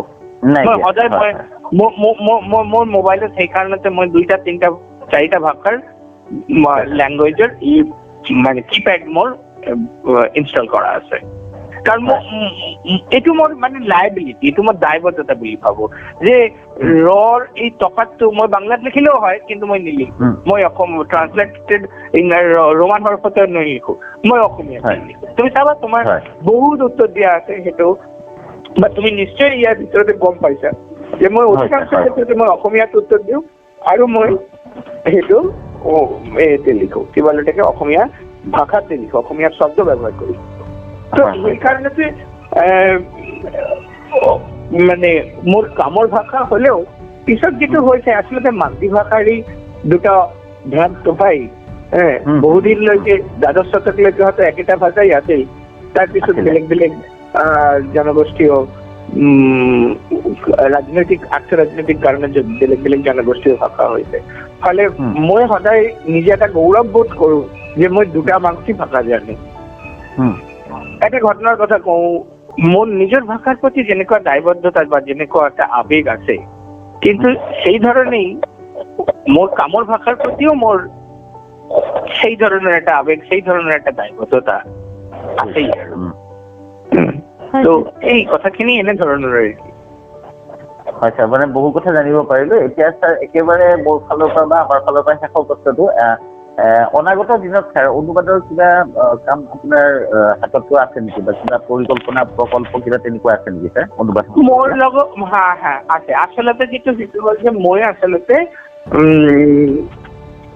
উপন্যাস অনুবাদ কৰাতকৈ গল্প অনুবাদ কৰাৰ মোৰ আগ্ৰহ বেছি। হয় ছাৰ। তো এই কাৰণতে মানে বাঘে কাপোৰ ৰাতি অনুবাদ কৰাৰ পিছত মই বহু কেইটামান গল্প বিভিন্ন জেগাত অনুবাদ কৰিছো। কিন্তু সাহিত্য একাডেমিৰ প্ৰজেক্ট লৈ মোৰ আৰু এটা ইচ্ছা আছে। ৰামকুমাৰ মুখোপাধ্যায়ৰ লগত মোৰ অলপ কথা বাৰ্তাও এটা হৈছে, তেখেতে কৈছে। তো ইয়াৰ মাজতে বেছ কেইটা অসমীয়া উপন্যাস সাহিত্য একাডেমি এৱাৰ্ড পাইছিল। তো সেই কাৰণতে মানে সেই উপন্যাস যিহেতু মই ট্ৰান্সলেট নকৰিম, সেইকাৰণতে মই সেইখিনি প্ৰজেক্ট আকাৰে লোৱা নাই। কিন্তু খুব সম্প্ৰতি যে অপূৰ্ব শইকীয়াৰ গল্প সংগ্ৰহ সাহিত্য একাডেমি এৱাৰ্ড পালে এটি বন্দুকেৰ ভাষাৰে, তো মই এটি বন্দুকেৰ ভাষাৰে আচলতে মই বহু আগতে আলোচনা কৰিছিলো, বা অপূৰ্ব শইকীয়াৰ গল্পৰ মই বিভিন্ন বিশ্লেষণতো ব্যৱহাৰ কৰি তাৰ গল্পৰ সম্পৰ্কে মোৰ এটা নিজস্ব জানা চিনাও আছে। ফলে হয়তো মই এইটো এটা প্ৰজেক্ট আকাৰে ল'ম। অপূৰ্ব শইকীয়াৰ লগত খুব সামান্য কথা বাৰ্তা হৈছে, কিন্তু এতিয়াও কোনো কিছু ফিক্স হোৱা নাই। যদি সব বস্তু ঠিকঠাক থাকে তেনেহলে হয়তো মই সাহিত্য একাডেমিৰ আৰু একটা প্ৰজেক্ট ল'ম, এই অপূৰ্ব শইকীয়াৰ গল্পৰ কিতাপখিনি যিটো সাহিত্য একাডেমি এৱাৰ্ড পাইছে সেইটো ট্ৰান্সলেট কৰা। আচ্ছা ছাৰ, ঠিকে আছে। আমাৰ ছাৰ শুভকামনা থাকিল আমাৰ ফালৰ পৰা। বহুখিনি জানিব পাৰিলো। মুনমুন কিবা আছে? নাই নাই, মই এতিয়া সুধিলো ছাৰ। বিকাশ হেল্ল'। নাই দিয়ক আচ্ছা। আমি আৰু ইতিমধ্যে গোটেইখিনি কথা গমেই পালো ভাল লাগিল ছাৰ বহুতখিনি নজনা কথা আচলতে গম পালো অনুবাদ সাহিত্যৰ ওপৰত হয় ছাৰ আজি বহুতখিনি জানিব পাৰিলো মোৰো বহুত লাভ হৈছে ঠিক আছে। পাৰ্চনেলিও এদিন ছাৰ নিশ্চয় লগ তোমালোকক মোৰ ধন্যবাদ আপোনালোকক একেবাৰে শেষত ফৰ্মেলি সাহিত্য.org-ৰ তৰফৰ পৰা আমি সকলোৱে আপোনাক ধন্যবাদ জ্ঞাপন কৰিলো আন্তৰিক কৃতজ্ঞতা জ্ঞাপন কৰিলো ছাৰ এনেকুৱা এটা সাক্ষাৎকাৰৰ আমি অংশগ্ৰহণ কৰিব পাৰিম ধন্যবাদ জনালো ছাৰ শুভৰাত্ৰি ছাৰ শুভৰাত্ৰি হয় ছাৰ স্যাৰ ভালো থাকবেন সবাই ভালো থাকিবা ভালো থাকবেন স্যাৰ